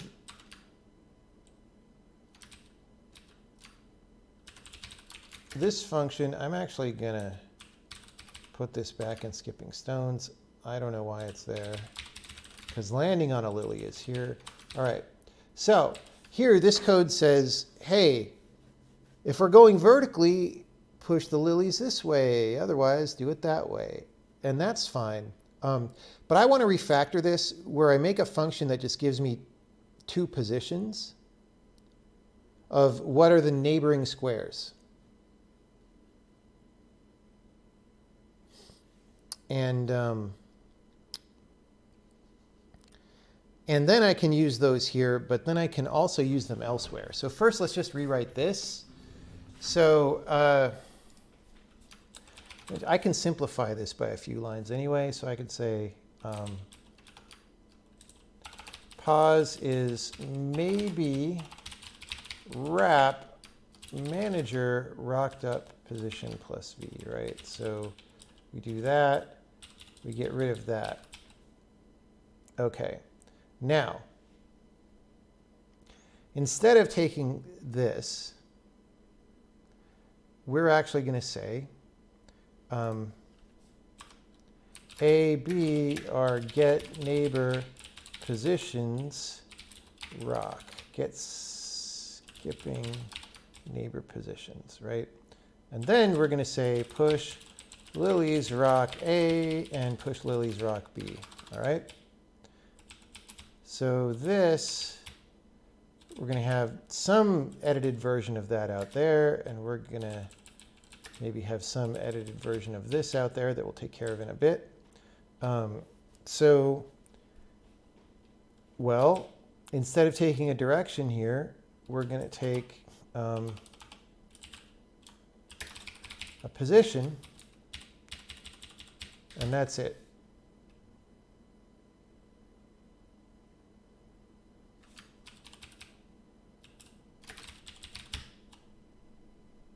And in fact, why is this even a function at this point?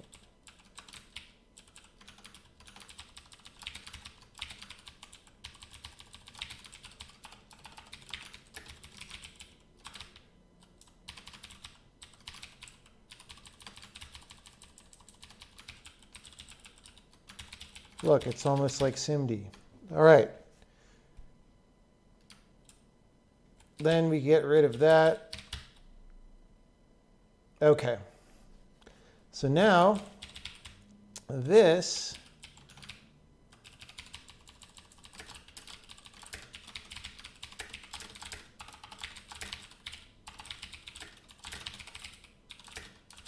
we do that. Okay, we get the skipping direction. If it's this,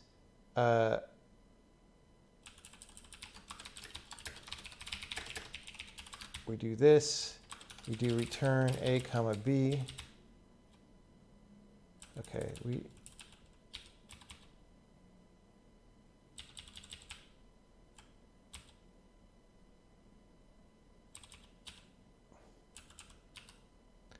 okay.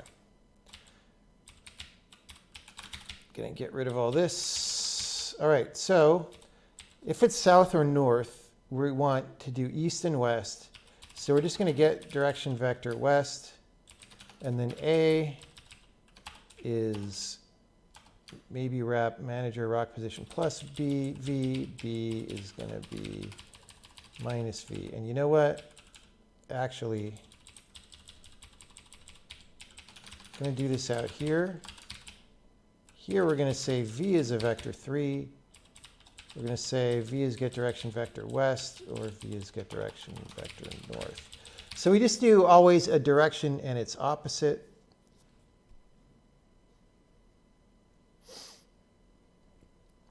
And then we wrap those. We don't exactly care what order these are in, whether they're port and starboard or starboard and then port. But there you go.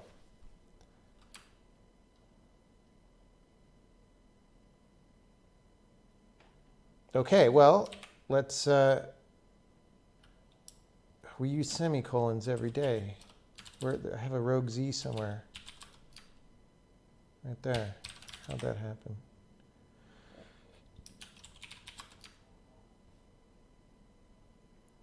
Oh.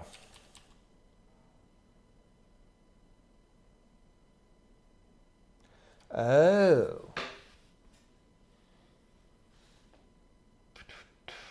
I forgot this part. Let's see what we really need there.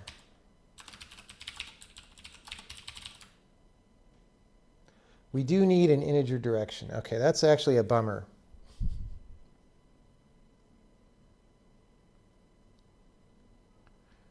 That's actually a bummer.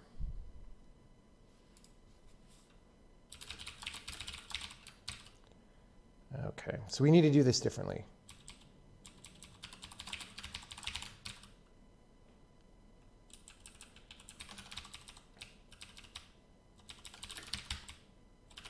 Slightly differently.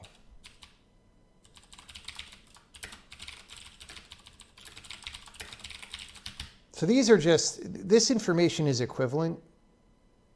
Well, no, I mean, these are world space positions, and this is an integer direction, which is equivalent to a vector direction, but, you know, because we're on an integer grid, this is like cleaner and nicer and better to use if you can.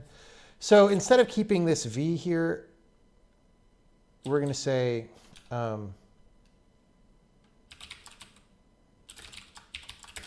these are directions, right? And so dir A is west. This is going to be a lot more like it looked a minute ago.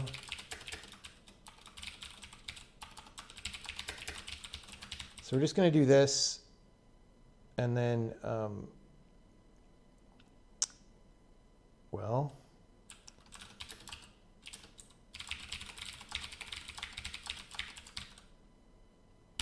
this is fine.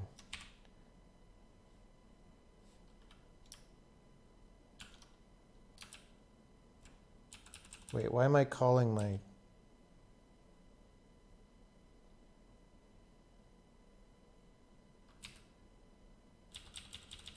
That's old. All right. So I was using direction up here, but we want that.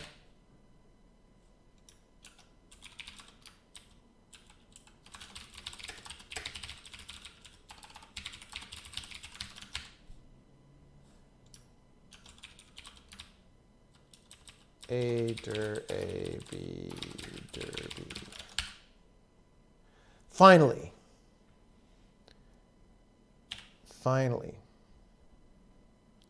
So let's see. So sometimes we'll miss because we know that, but sometimes we won't miss. There we go. So it still works.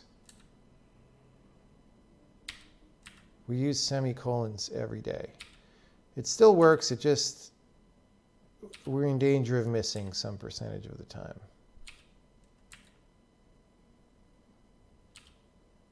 Like, I can make it happen, I'm sure, right here. Yep. Because we haven't actually used this, this was just refactoring it so that we can use it.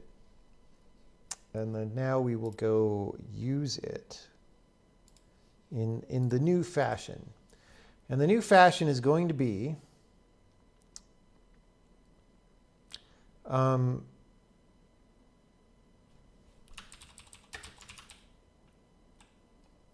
we're going to get these positions and we're going to put them into the transaction.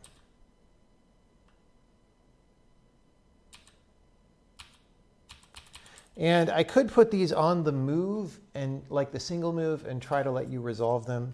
But for now, I'm just gonna, oh, actually, we can do manual. We can do manual, okay.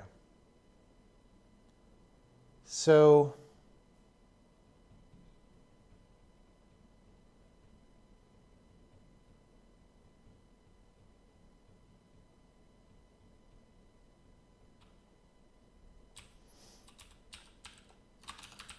A. We're going to get the skipping neighbor positions of the rock.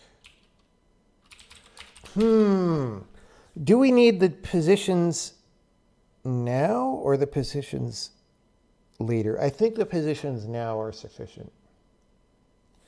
All right, so in resolve, we have this thing where we say, would these conflict?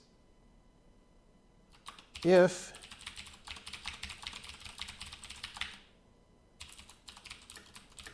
A would conflict, or B would conflict,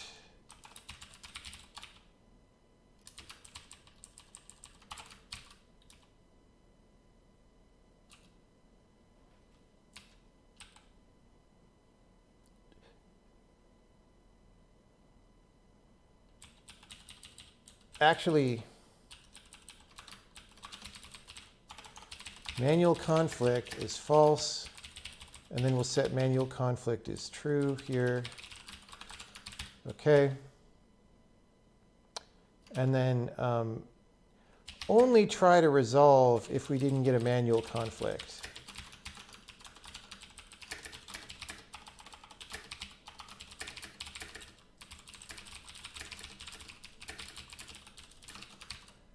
Okay, and then this part that says doesn't work yet should work. Let's see. I should have commented it or made a. All right.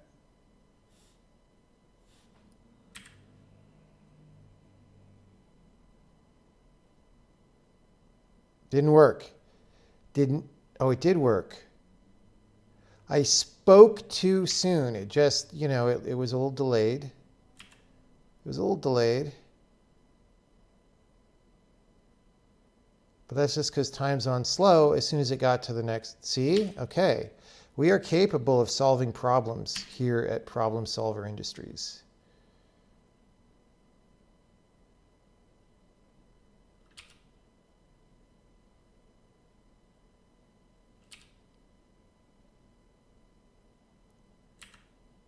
Yeah, the whole point of this game is that it's grid square based. That's, yeah. So I'm kind of happy with that for now. Like if I just randomly chuck this stone a bunch of times with different timings every time, we shouldn't have a problem if I've done my job. Now I haven't thought about things that carefully, so I might have missed something, but you know.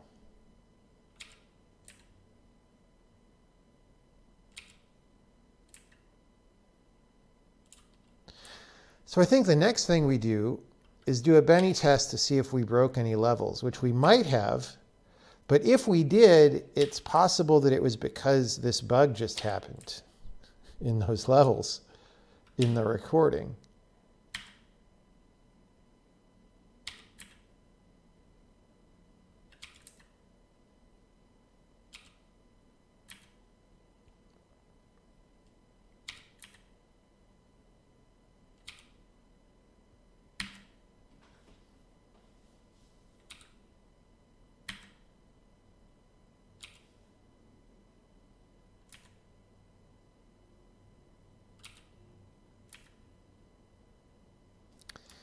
All right.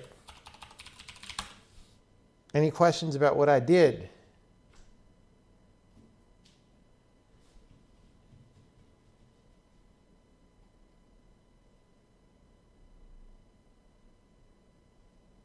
Starbucks cookie straw. I could use a Starbucks cookie straw right around now.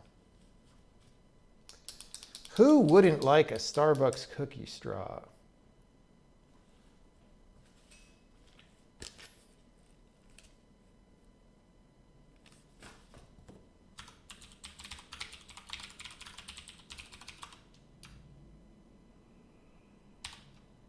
Let's see what happens.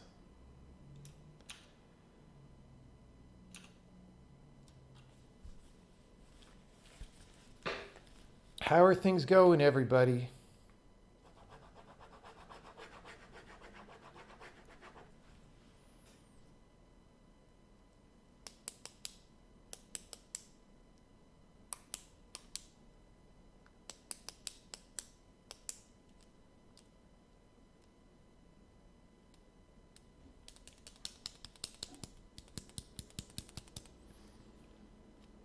Eating frozen pizza, that sounds good.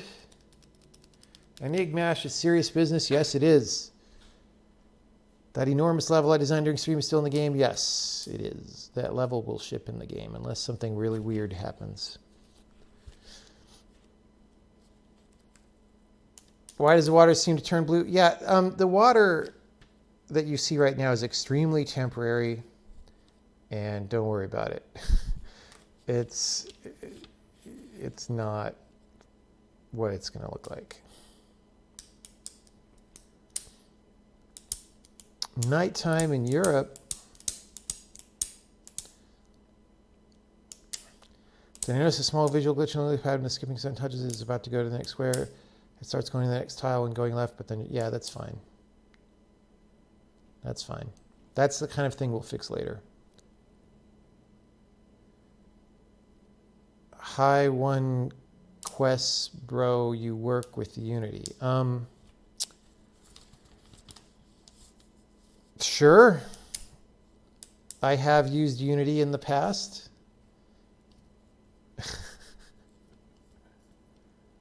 I have. I worked on a Unity game called Gravity Ghost for 3 days or 2 days. It's about a ghost who has gravity.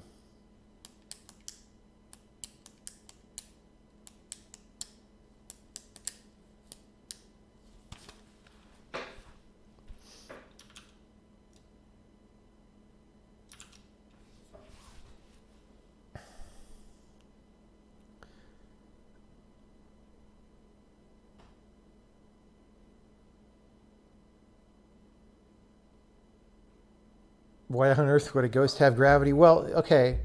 So, like, ghosts are made out of dark matter, right? And dark matter is affected by gravity.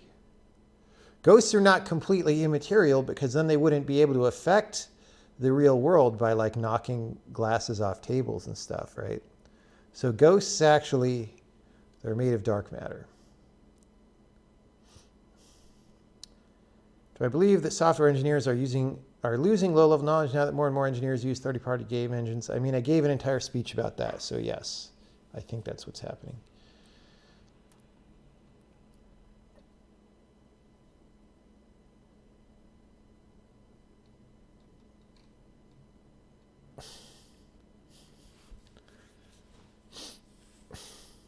Can enough ghosts be in one place to create a ghost black hole? Quite possibly. Oh, dude, what? We have an assertion fail. I mean, that's a weird.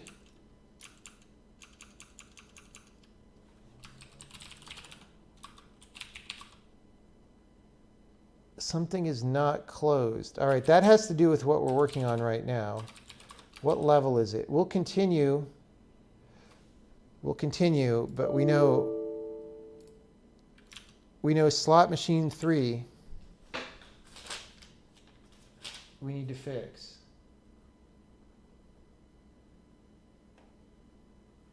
That's really weird. Somehow we made a transaction and didn't close it or something. Is this all a simulation like Dev says? Dude, the ending of Devs is like the most disappointing thing. Like, you have a good show. Here's the thing. So Devs was very exciting in the beginning because it was like, oh my God, this is actually a show.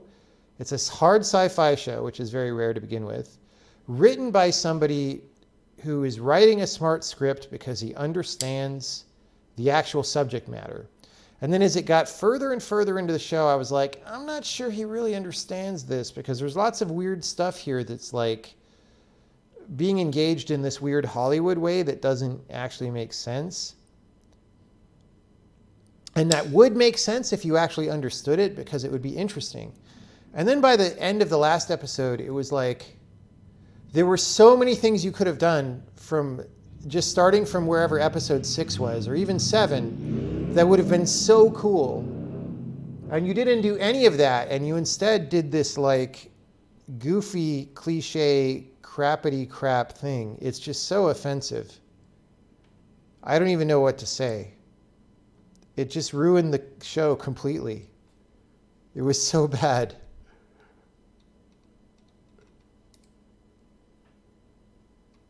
Thanks for spoiling. I didn't say anything about what happened. Don't watch Devs. I would say watch episodes 1 to 6 of Devs. And maybe 7. But like 8, no. Don't do it.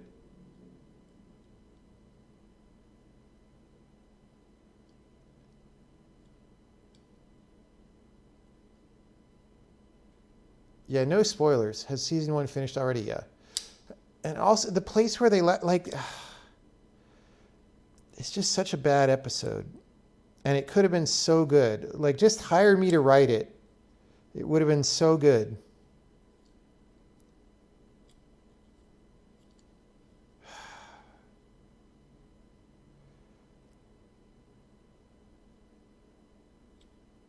Like, why do Hollywood writers do that? Why do they do the shitty stereotypical thing that's completely content free and discards everything that was interesting about your thing? It's like when there's this movie about trying to prevent a big threat, like the aliens are going to attack or something. And then there's magically something you can do to reverse the entire alien attack so there was never any damage and everything is perfect. It's like, really? You're going to do that?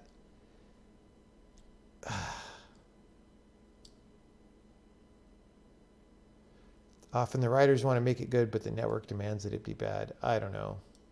I feel like Alex Garland has enough of a track record that he had freedom over how to end his TV show. I think he just didn't.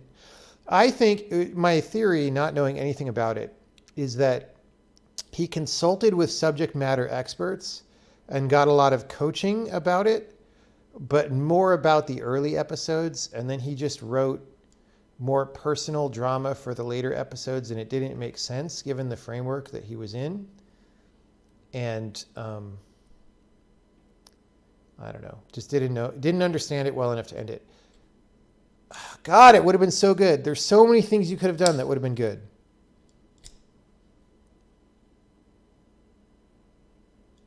Have I seen Mr. Robot? I saw season 1 of Mr. Robot and refused to watch anymore. Even by after the first, the second half of season 1 of Mr. Robot, I was just skipping through just to see what happened and not really watching. Maybe ran out of time. No, because it wasn't about not having effects or anything. It was just a fiction error. It was just like you wrote the wrong thing. You wrote the wrong thing. The ending of Mr. Robot is pretty good. I'm sorry, but no, I don't believe that.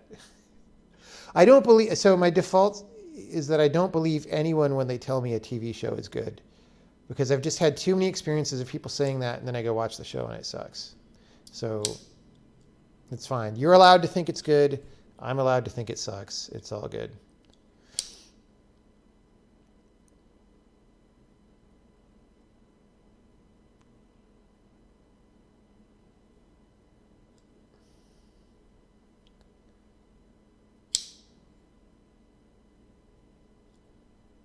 It's even worse when they cancel a series and they never close the story, so you're wondering why people don't like good shows and let them to die. Yeah, Firefly or something.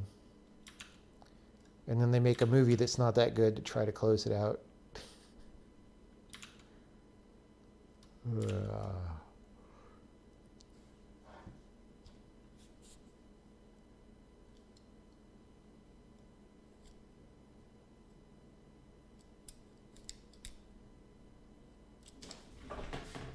I'm very sad because Devs was so good. The first 3 episodes of Devs are really good.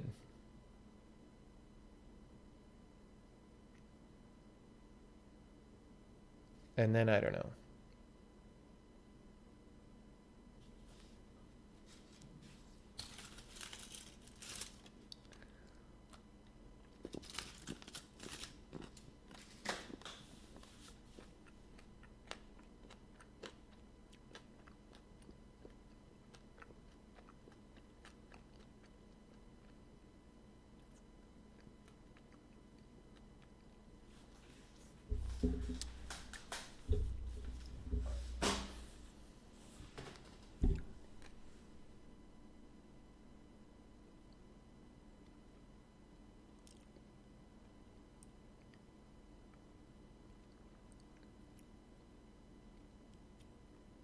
Yeah, I can't watch Westworld anymore either.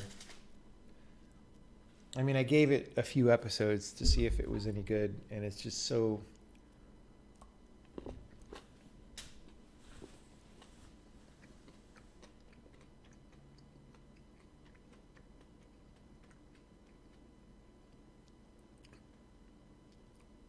Like, why do people. Why in Hollywood is science fiction written by people who don't really like science fiction and don't really understand the ideas behind it? Like, why is that the hole that we have to crawl out of? You know?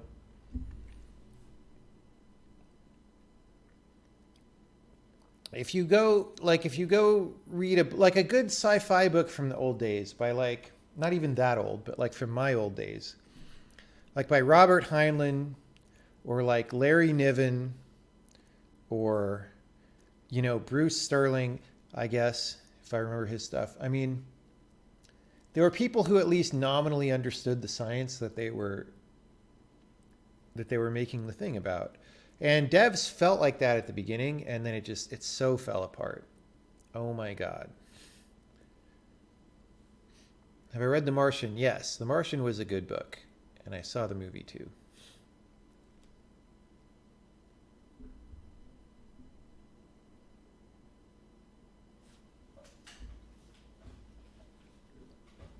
Did I like Stevenson's stuff? I like all of Neil Stephenson's books that I've read to different degrees. So, some of them a lot more than others. I don't think there's anything unusual about that. 59 Levels Failed, that's about what's expected. So we didn't really have a disaster, but we do have a problem. So hopefully it's a simple, dumb problem. We're just going to load up that level, and we're going to run to that breakpoint and hope that it's real easy.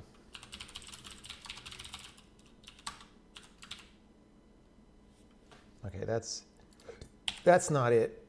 These are old. Let's delete all our old. Look at all these old breakpoints. The breakpoint house cleaner never showed up because of coronavirus. All right. We're force committing transactions. We didn't pass ignore.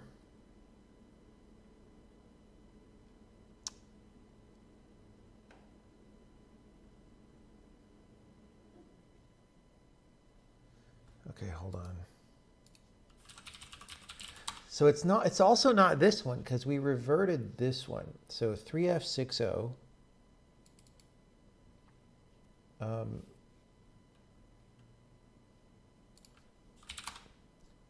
No, this is a different one.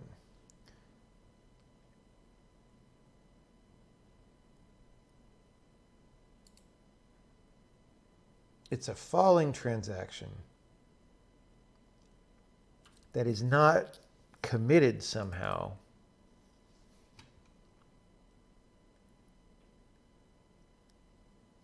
Like, how did that happen?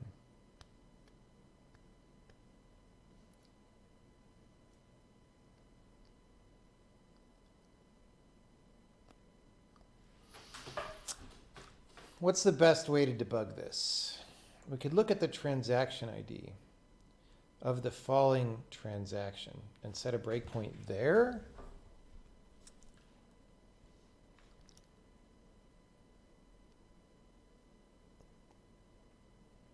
Or I could just go look at the code for a minute. Because like you shouldn't be able to make this transaction and not. Oh. No. Okay, this is a flaw in the system.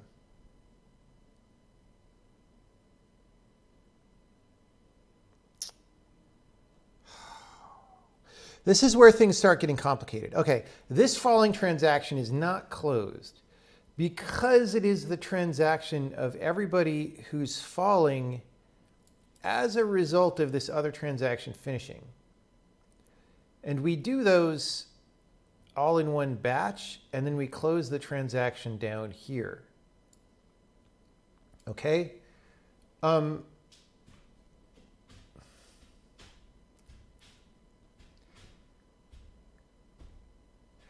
Because this only represents things that just started, I guess it's okay. I guess I can complicate things even more by making a flag that says temporarily exempt from force commit. I don't like this. I feel like this is a thing that I'm going to want to simplify later.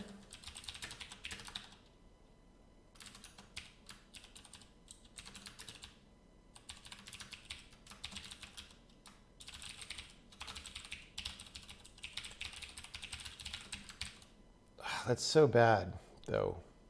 See, this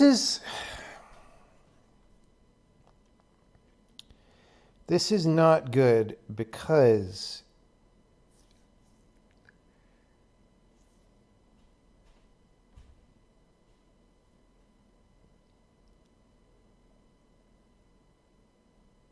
okay, we can't do this way.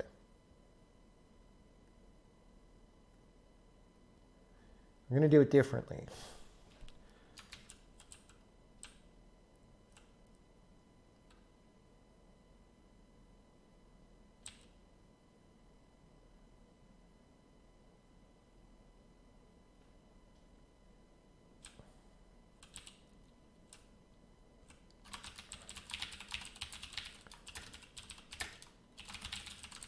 So we're just going to save any entities that we want to see if they fall. And we're going to test it down here.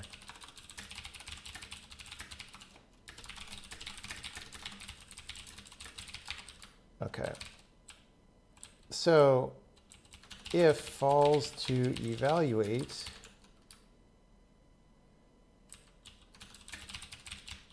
oh.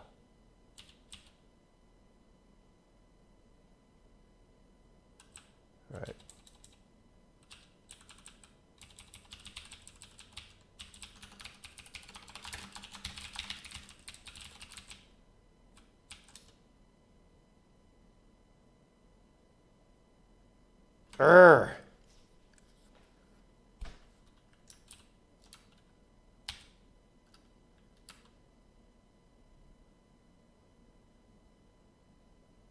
Yeah, you know, oh. Ugh, okay. This goes in here.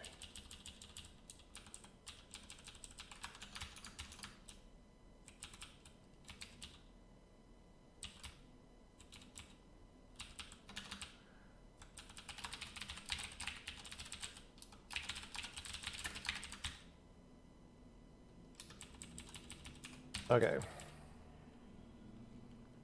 So now we can't have a transaction open while we're down there. All right. So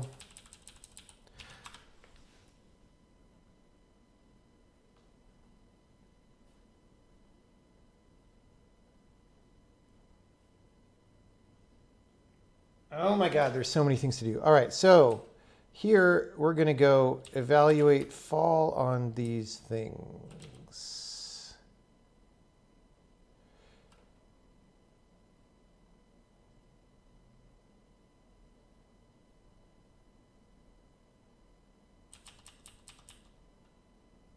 Okay, so all this needs to come down here.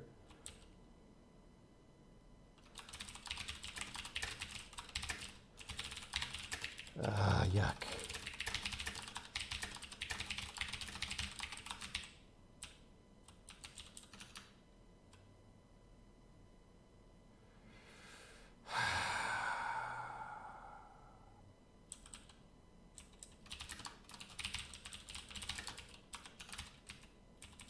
All right, this is rapidly getting annoying. We're going to have to do some more stuff for this, but not yet.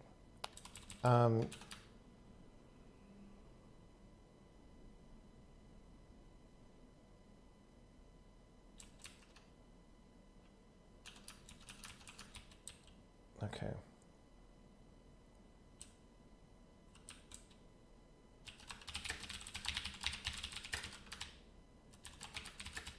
We go over all this, and then we say close. We're getting rid of that temporarily immune to force commit because that was a bad idea. All right.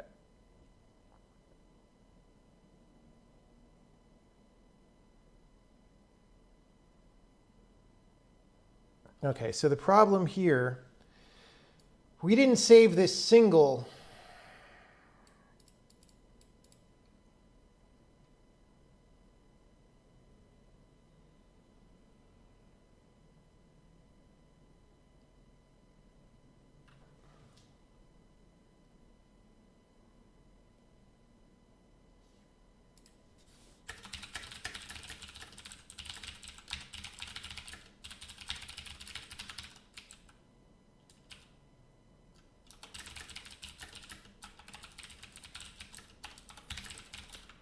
Whoops. So,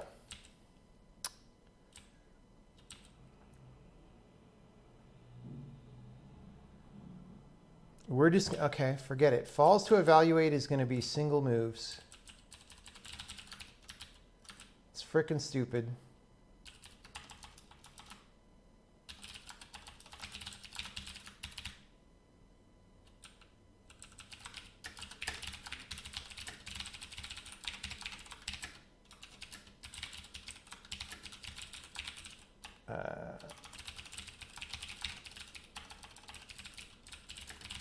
All right.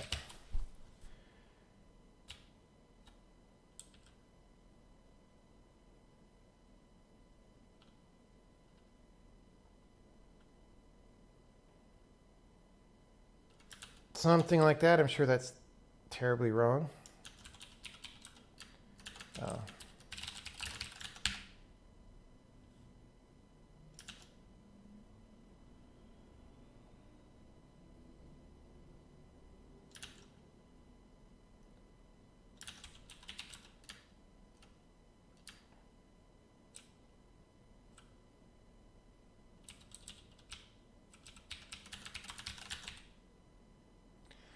Well, fiddlesticks. Let's see what happens.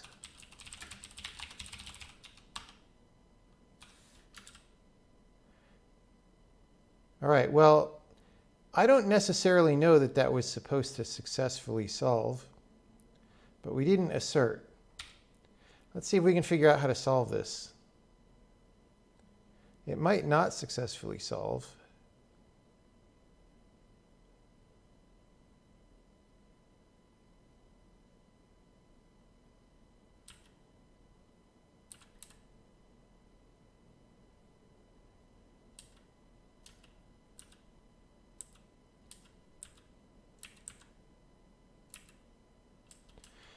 Like this depends on, I think I need this block to like not be in the water, but I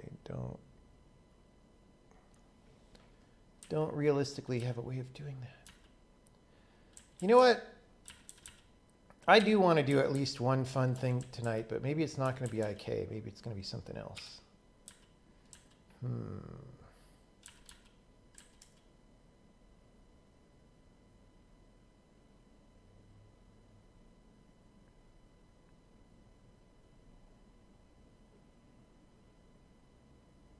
What is my opinion about Agile? I could really do without it.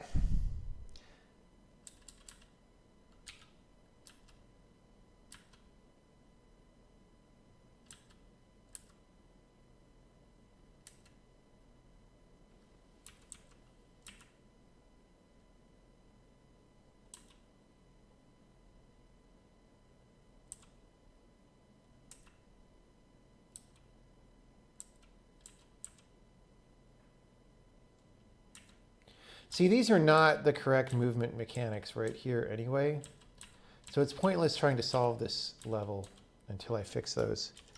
Okay.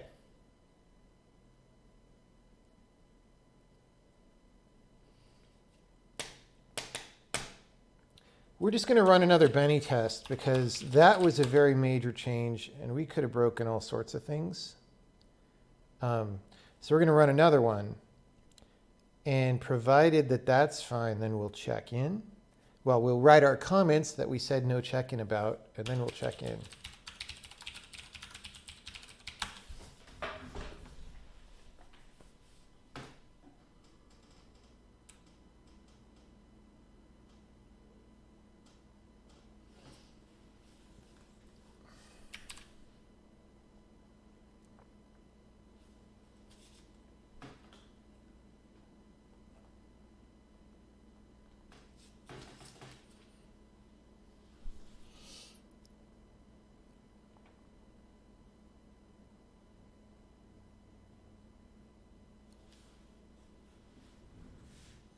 Is there any trend in software development that's actually good?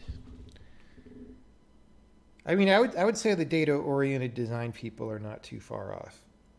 I mean, I also don't think of myself as a data-oriented design person, but that's better than most other oriented designs.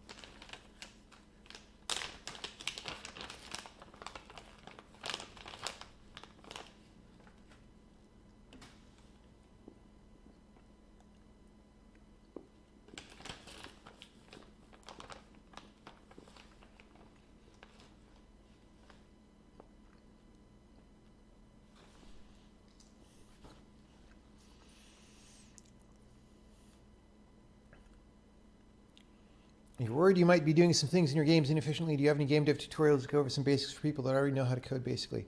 Well, if you're worried that you're doing things inefficiently, the thing to do is profile your game and find out what is actually slow.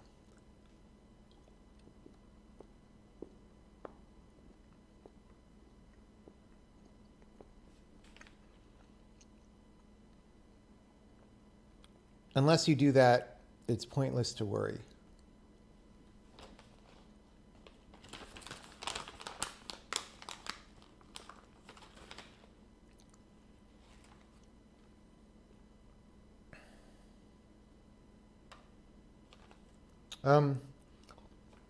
Targeting this programming language to most video game consoles is fine. We usually have to do something on each platform to integrate with it, but it's not too bad.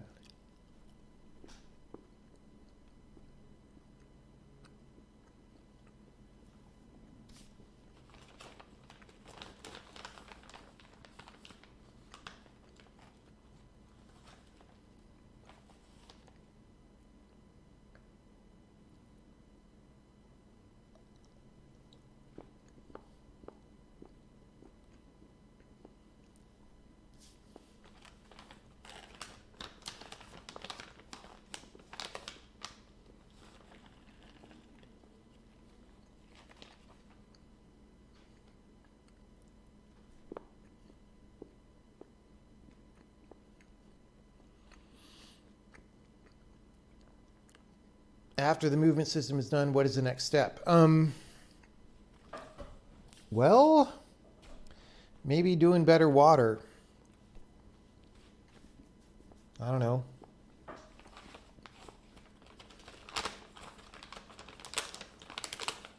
Maybe working more on some of the other visual stuff. Maybe working on animation stuff. Maybe programming some of the game rules that aren't totally unambiguously decided.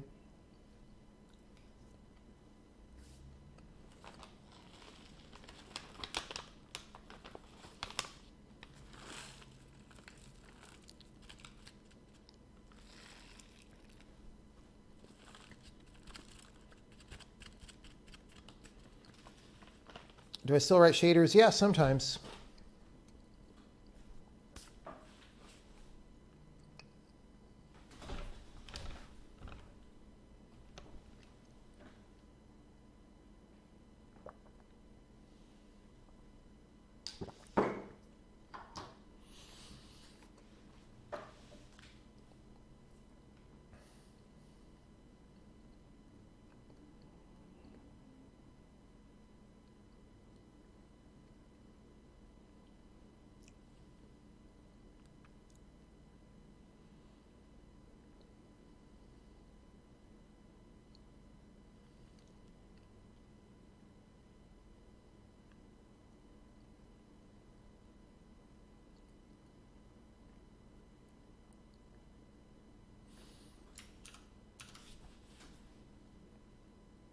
Is engine source going to be part of the release? Yes.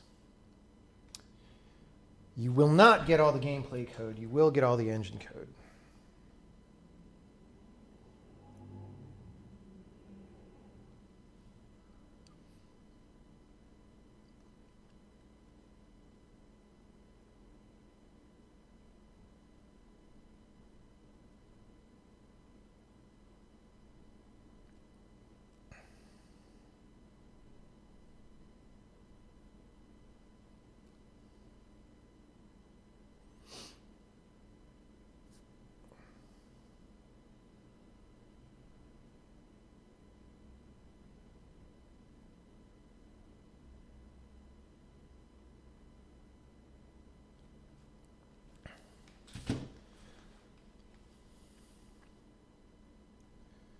Can you develop some algorithm to find a solution to a level so you don't have to pre-record it? You could do that, but I'm not going to.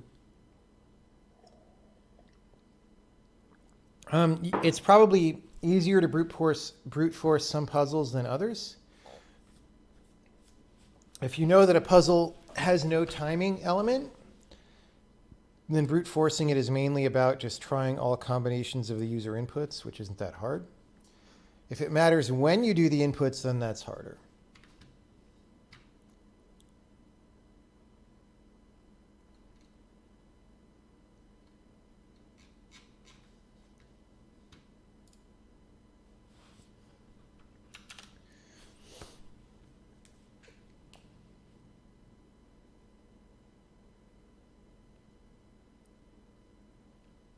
Well, we're not getting assertions on these levels, so that's good.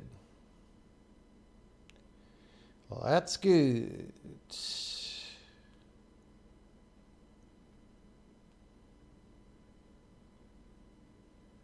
Well, that's good.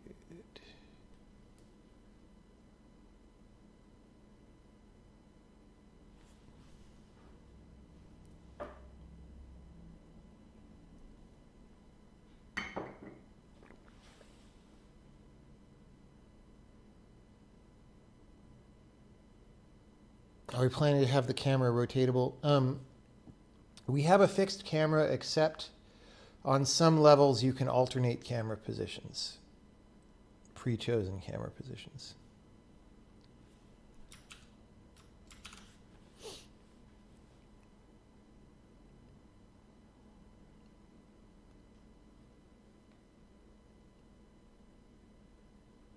We're using a forward renderer. Nobody really does deferred rendering anymore. Deferred rendering is like a mid-2000s, late 2000s thing. Like, nobody... I mean, people definitely make intermediate buffers that they use for various purposes, but it's not... Like, deferred rendering is just not a thing.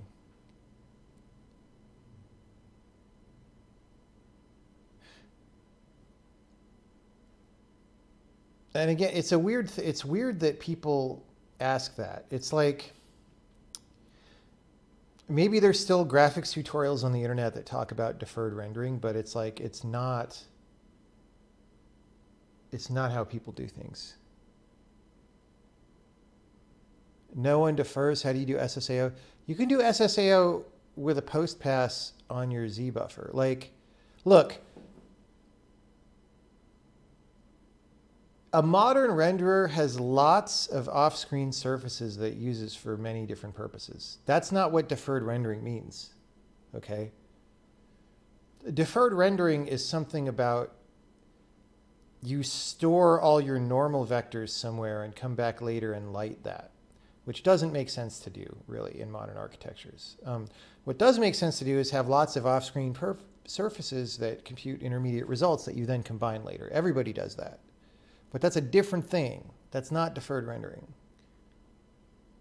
Yeah. I mean, it's, I don't think it's anyone's fault for being confused on this, because the information out there on the internet about this is probably not written by people who really do it all the time, as with much of that sort of thing.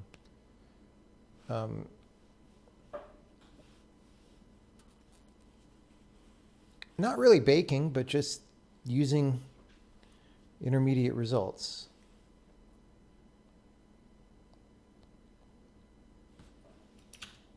All right. 78 failed. Oh, that's real bad. That's real bad. All right. I thought we were going to be done and would be able to check in. So, oh, Ikaruga? I must have really, oh my God. All right, let's see what happens. Maybe I broke all the skipping stone levels.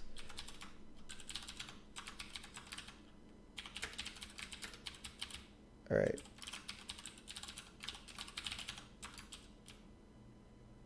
That's real bad. All right. What is wrong?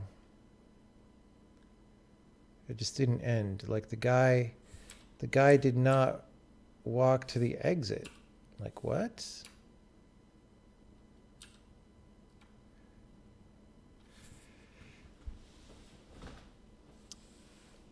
Oh.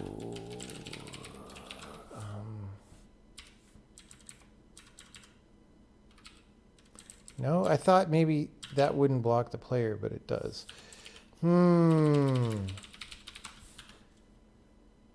Okay, let's just see if that's the same problem that some other levels are happening.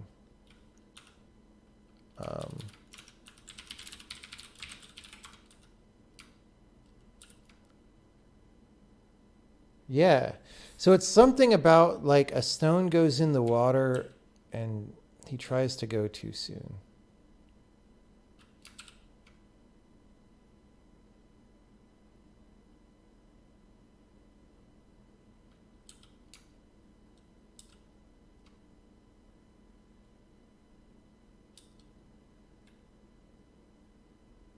Wait, did I do this level? I don't think so. I did. It's just one of my earlier levels, I guess.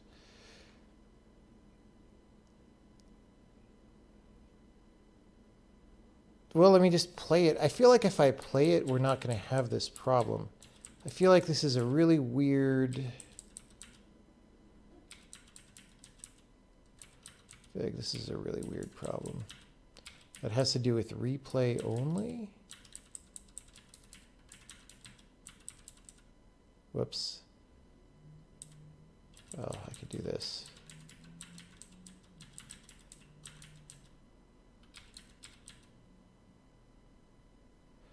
Oh, it doesn't fall.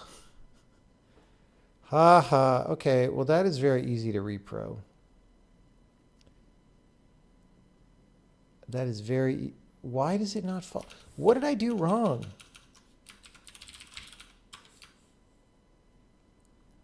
For falls to evaluate, I do all the falls to evaluate.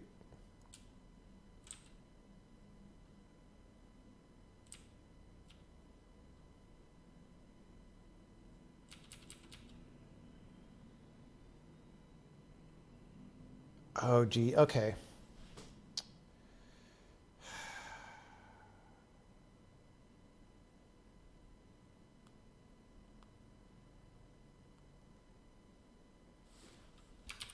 Did I just mess this up?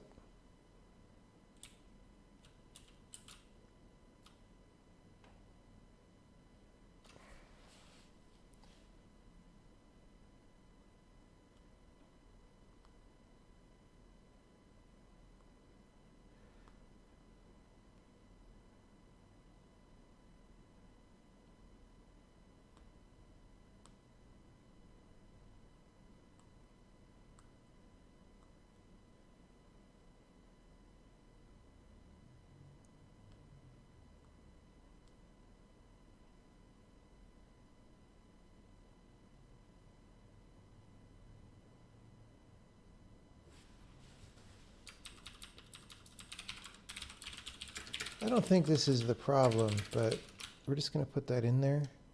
What level is this? Breath skip.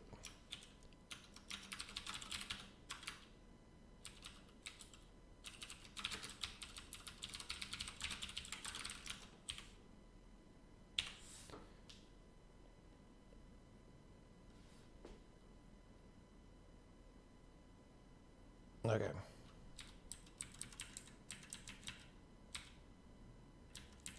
I like this level, honestly. If I'm being honest.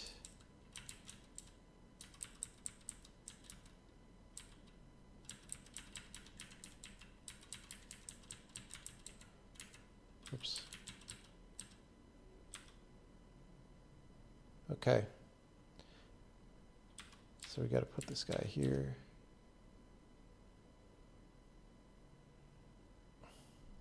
So skip one stone is trying to skip the stone. There's a guy there.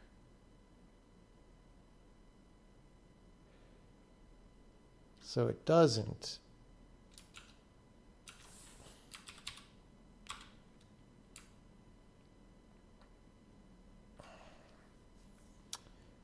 So I broke this. So the problem here, see, these used to be in the same place, and they aren't now.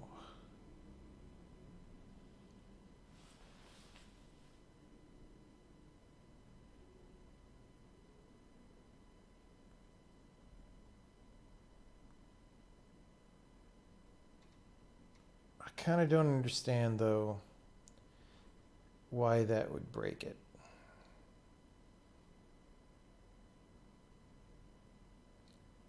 Wait. Oh, I see. Okay, this can skip. Not good.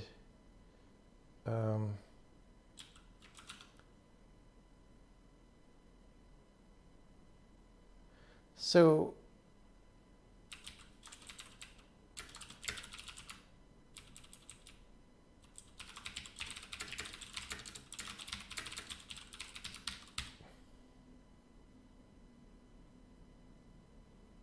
no, actually, let's just go look at the diff before we start doing stuff like this.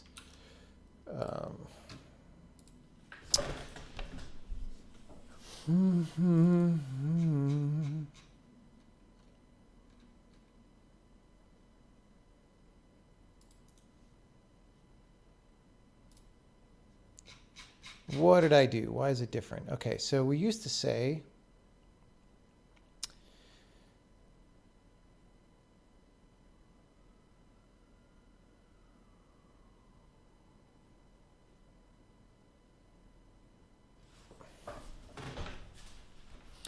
yeah, I mean, this is a little bit different.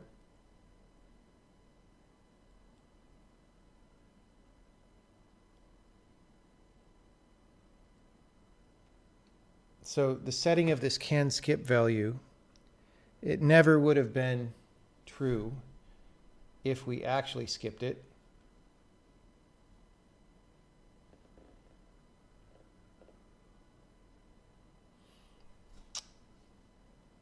But then we always would have come down here and done this.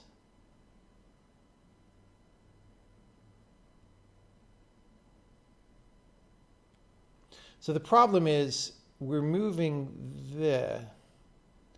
All right.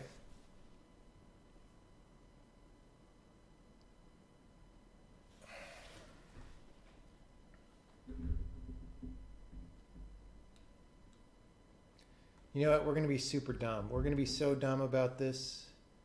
It's going to be amazing. And we're going to try to simplify it later.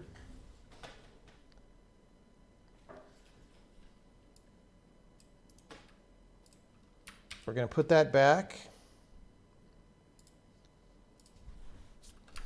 We're going to have a thing.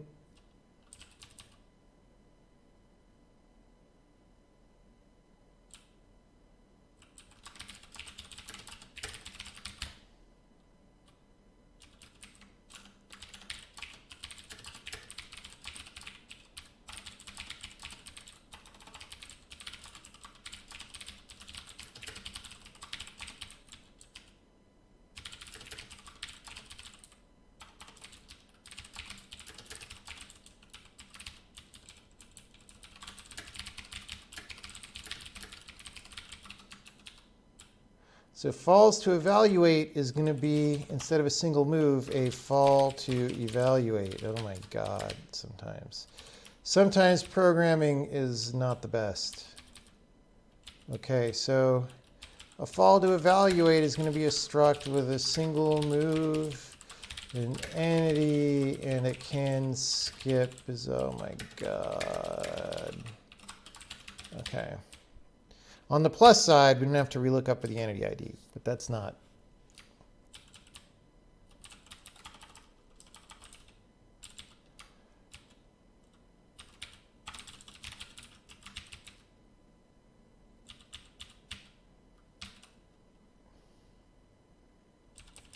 Okay, so this can skip was all done up there.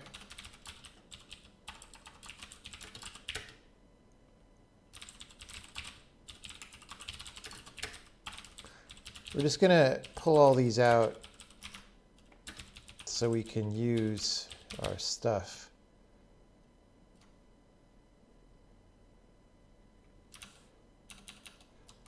You know, it might still be screwed up, but whatever. See what happens.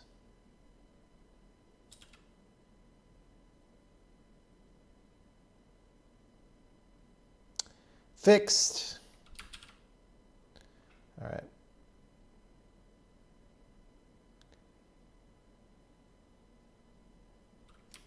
All right. Let's Benny test again. Again. Oh, try the slot machine one. Yeah, slot machine will be fine though. That was a totally different. I mean, we still maintained our separation of the falling transaction, so that's fine. Oh, we succeeded too. Great. Great. So I guess that one was also broken by the new thing.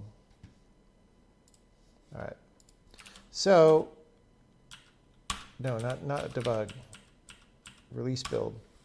Running yet another test. And we're going to see what happens.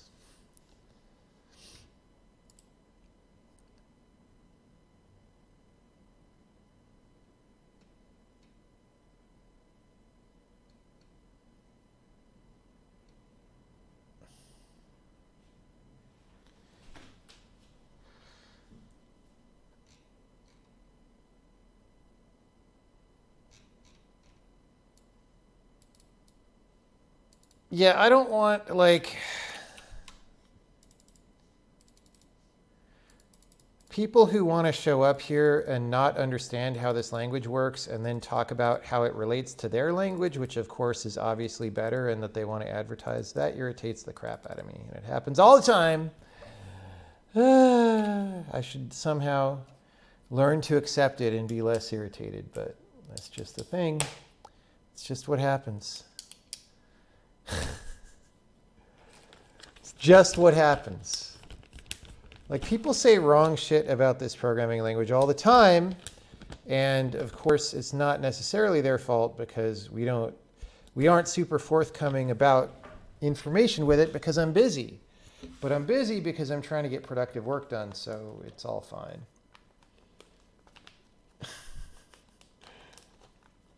You know what I'm saying? No, you don't have to leave. It's just, I don't want people, I don't like it when people, you know, do the thing I just said. If you don't do the thing I just said, it's fine.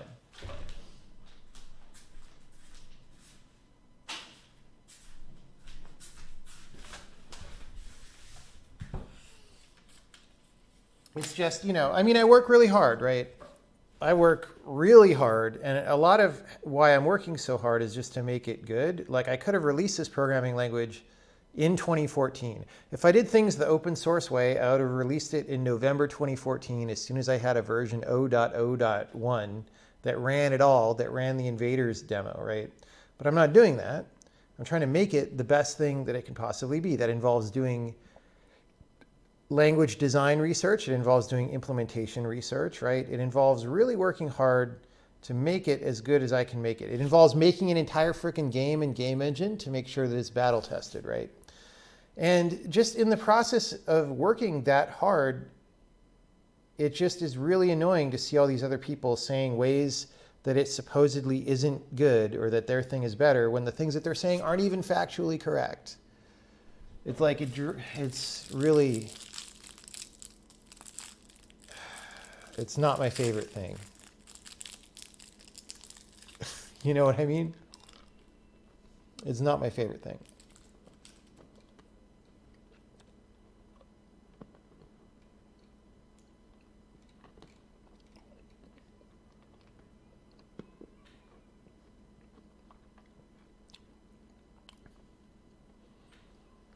This is a peppermint candy that I'm eating.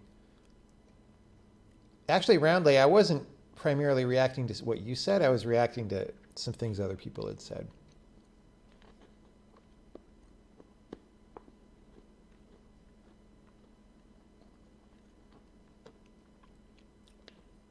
Eternal backwards compatibility requirement seems to kill language goodness. Well, we're going to try not to have that problem. We have a plan for not having that problem, but we'll see how well that goes.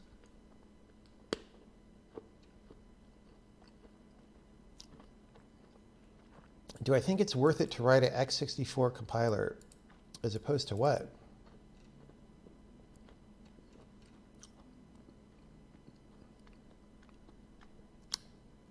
Was it a hassle to get the rights for nostalgia?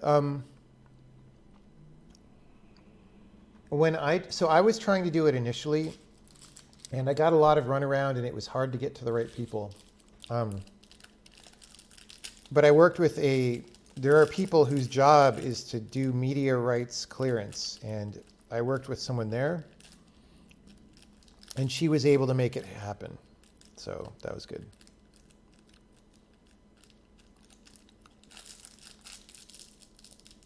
As opposed to using LLVM as backend. Oh, well, so our long-term plan is to only use LLVM for, targeting new platforms or whatever. Like, we don't want to rely on LLVM. LLVM is too big and complicated to be a central component.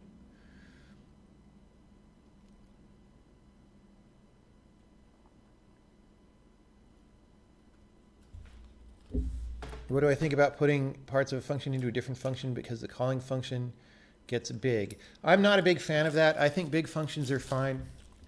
I think one or two extra language features can help with that as well. But I think big functions are fine.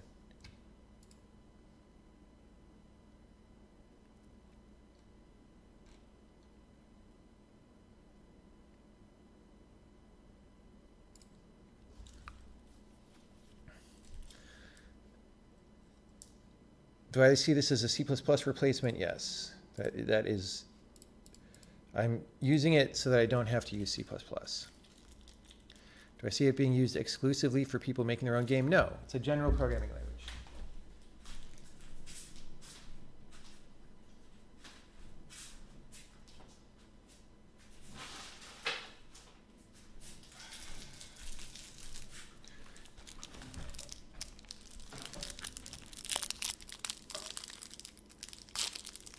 Am I still a fan of inlining code? I think I just answered. If you mean inlining in the sense of textual, I think I just answered that.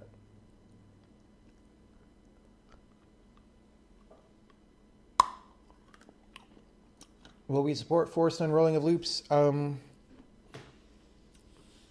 mean, you can do it yourself in a metaprogram. So we already do. If you want to other language features, we would think about it. Do I already feel the benefit of not using C++? Yes, all the time. All the time.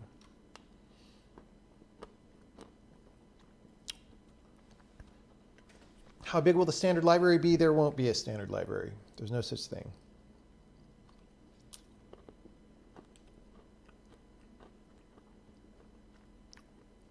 Do I have a list of high-level design goals? Not really. There's some speeches on YouTube where I generally talk about stuff, but yeah.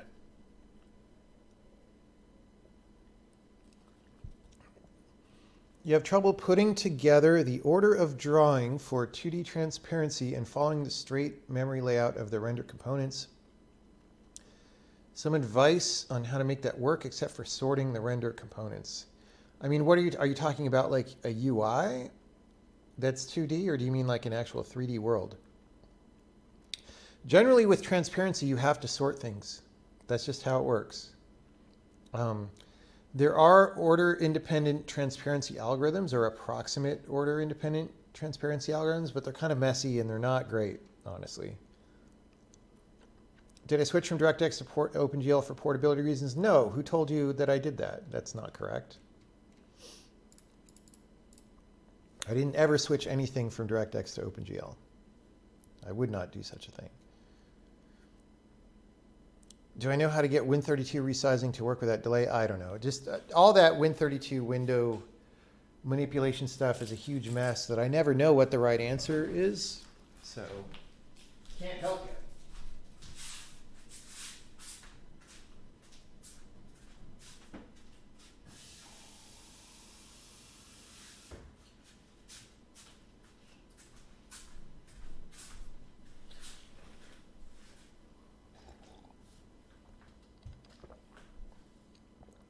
We have a project written in Nim that compiles Nim code to GLSL at compile time with a macro. You would like to know if you could port it. Yeah, that would be a pretty straightforward thing to port. You wouldn't do it with a macro, you'd do it with a metaprogram, but yeah.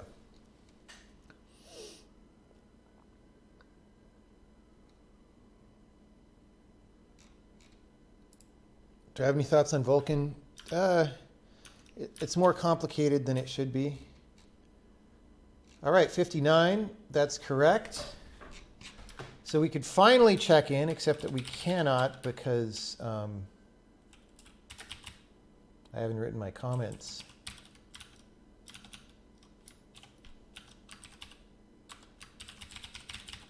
Okay, we have this annoying fall to evaluate data structure because we, okay.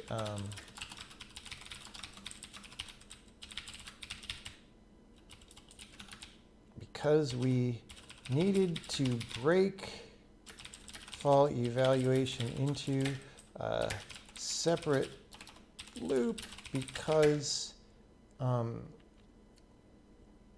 skip one stone and skip one stone could create new transactions, and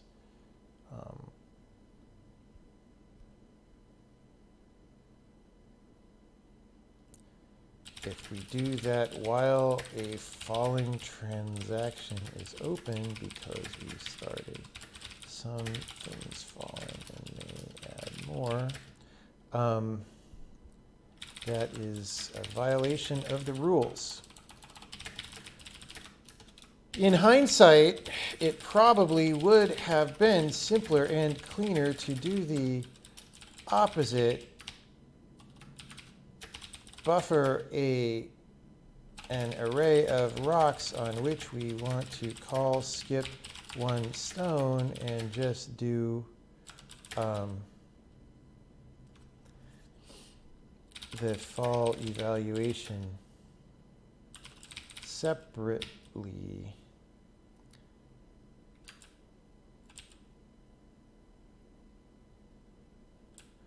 I mean, really, that is better.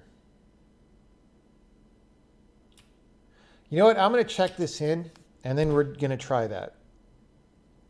Because keeping things as simple as possible is important.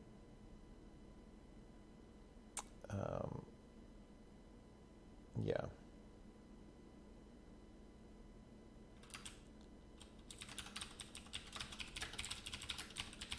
All right, do we have other no check-ins?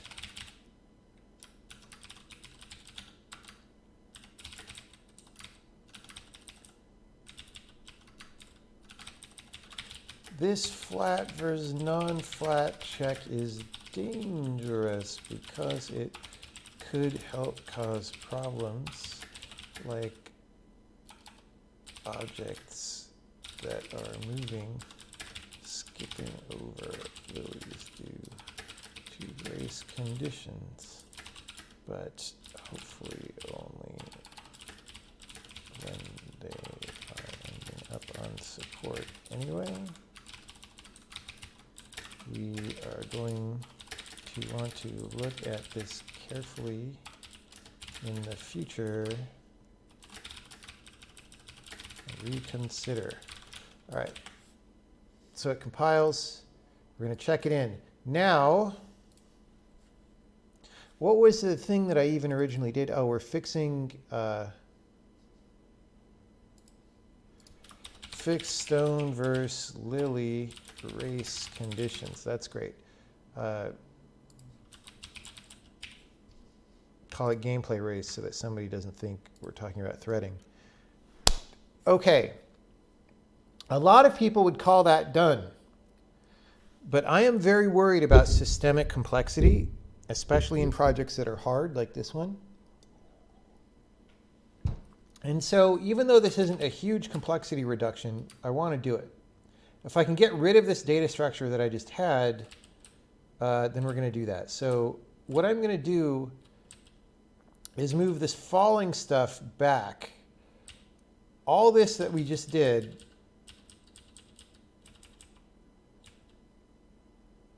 we're going to move it back. And if this doesn't work out, we'll just revert.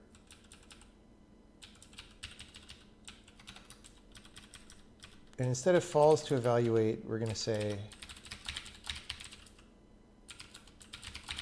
stone to skip. And then that's just going to be an entity pointer. So we don't need this fall to evaluate structure that we added. Stones to skip, not stone to skip. Stones to skip, okay? We're not going to do this yet. We're going to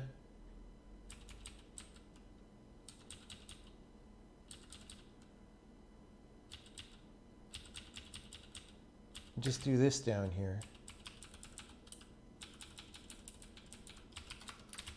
I think this was just there, right?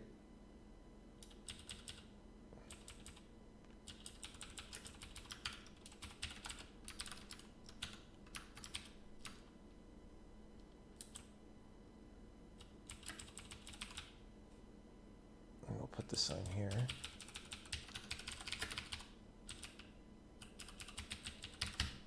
All right.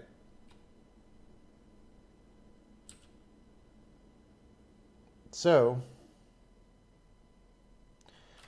let's just see if that actually runs. It's still going to have this assertion problem.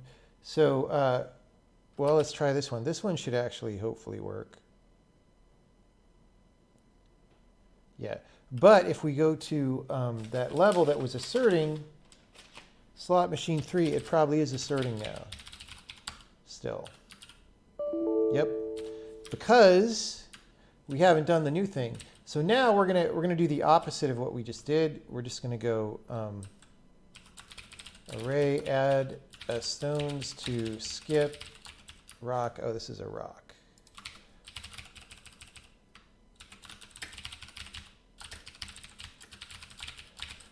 Okay. And we're just going to go down here. Okay, we had this defer close. We actually can't do that. The reason is because we need to, the whole point of doing this is we need this to close before we skip stones. So we're going to go here, and then we're going to go for stones to skip. I'm going to call it rock. Bam, bam, bam.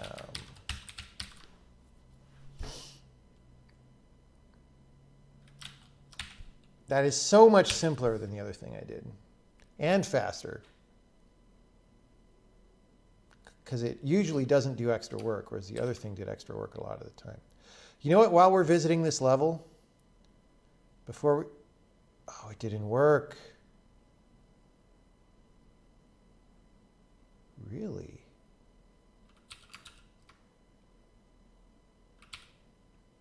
Wait, if I just go there... Huh. I broke it again, people. Why? What about this?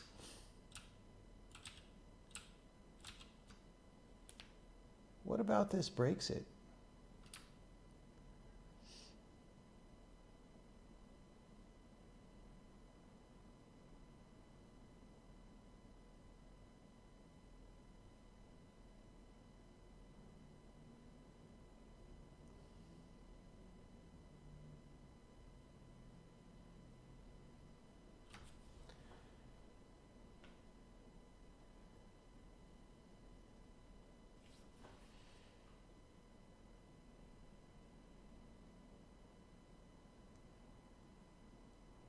Let's just look, let's step into this, because, okay, before we do that, I want to leave the world a little better than it was. Let's just make the ocean bigger and put the level more in the middle, just so it's nicer, right? There we go. All right.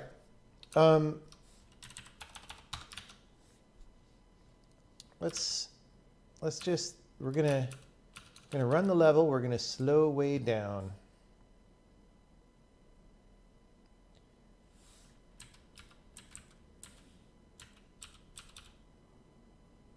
Three, bing, bing. So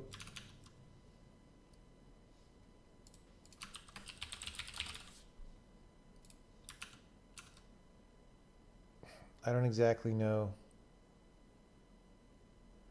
So here's where we're trying to go to the next place.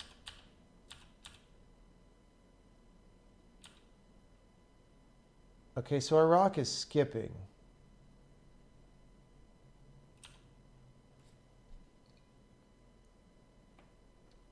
So we actually want, let's see next time. Oh, there is no next time.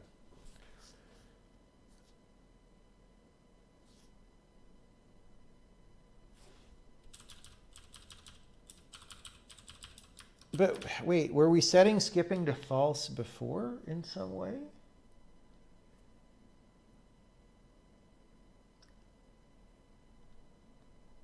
I don't get it.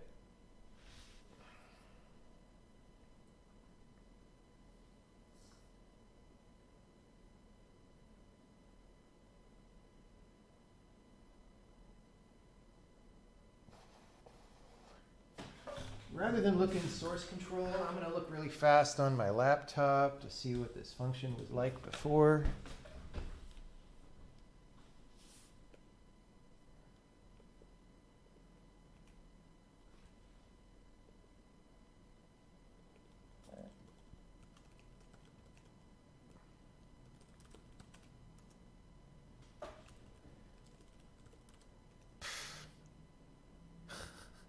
I haven't updated this on the laptop in so long, it doesn't even have any of this. All right. Never mind that. Never mind that. I was going to be clever. Okay.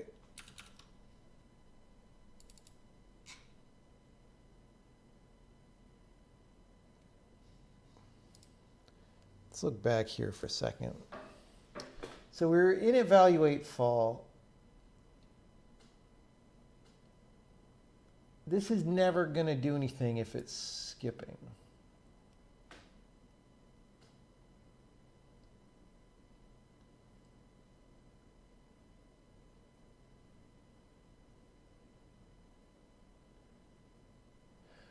So the deal is,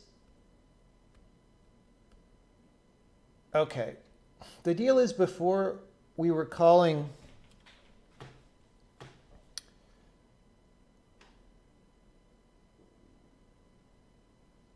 we were calling evaluate fall after the attempted skip, which turns off skipping, and now we're not. So we can add one more Boolean.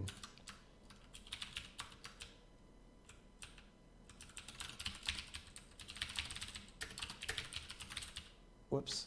We could say we want to evaluate the fall.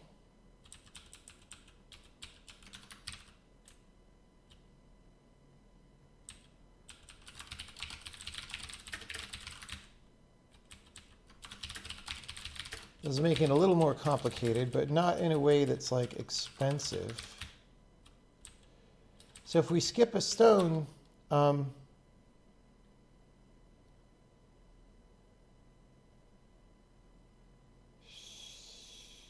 see, we kind of want this to go in the same falling trend.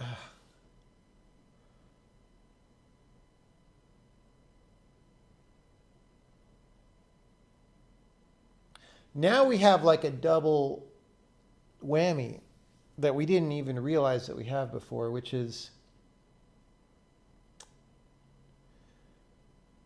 by doing this, I'm saying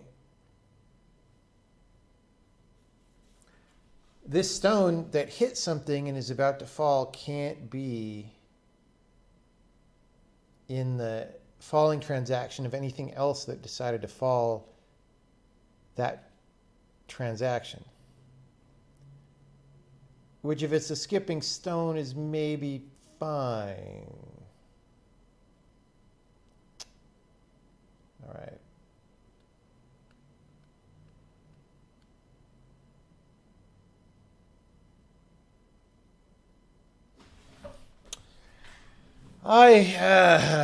See, okay.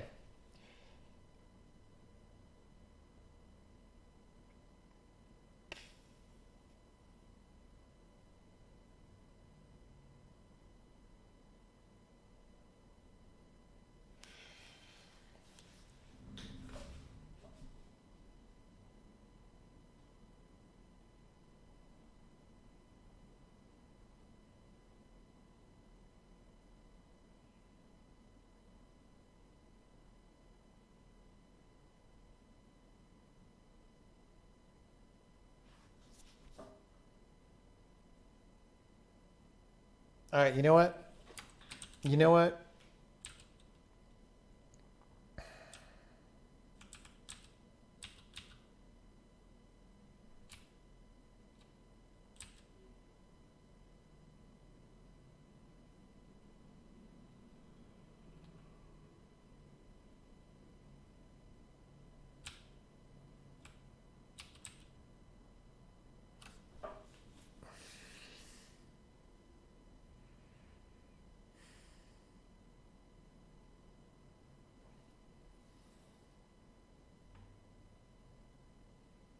Yeah, no. Anything we do here is going to be not better than what we had.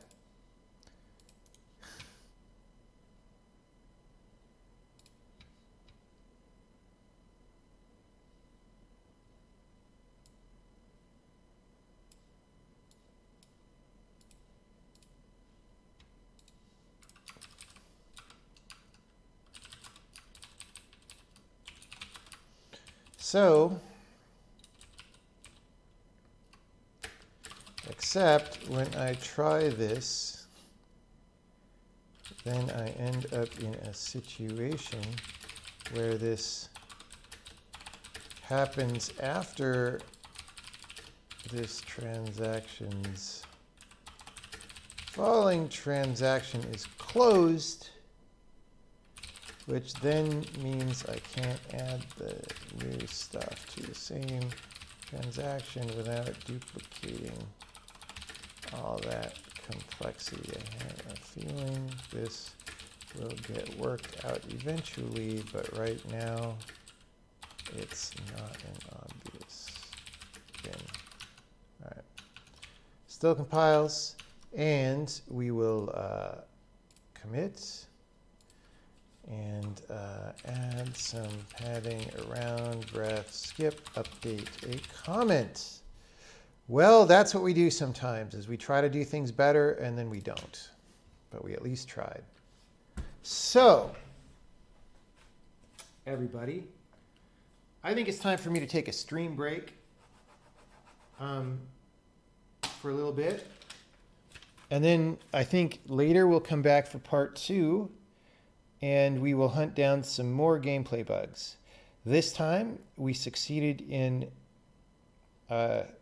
fixing both of these gameplay races that happened with lily pads and skipping stones, and that was good because those are important in the game. A lot of things work with them. So we're just going to keep going. I think the next one to investigate is with that raft situation. Sometimes I was able to push a stone and get it to like somehow fall into the middle of the raft. So question is, can that still happen? And if it can, why? I have some suspicions about why, because I had some weird gameplay code that could be relevant, but I'm not exactly sure why it would produce exactly what we were seeing. So we're going to look at least that, and then maybe just fix up some other stuff. Some of the things on my list are about making some of these visual transitions nicer, you know, the visual layer over the transaction system being nicer and more continuous. So there's definitely a few things to do there.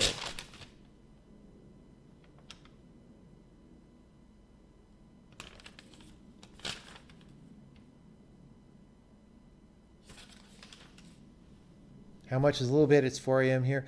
I mean, an hour or two I'll come back probably, but if you want to go to sleep, just go to sleep. Go to sleep.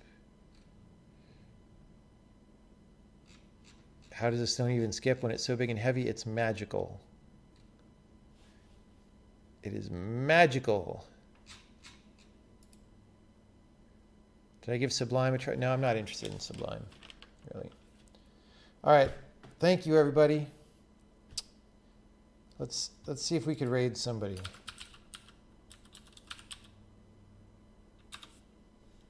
What is the situation? Let's look at science and technology. Who is doing science and technology? Chickens. Everybody, chickens. Oh, there's one of these happening. Blah. Blah. That means it's going to be what all this is.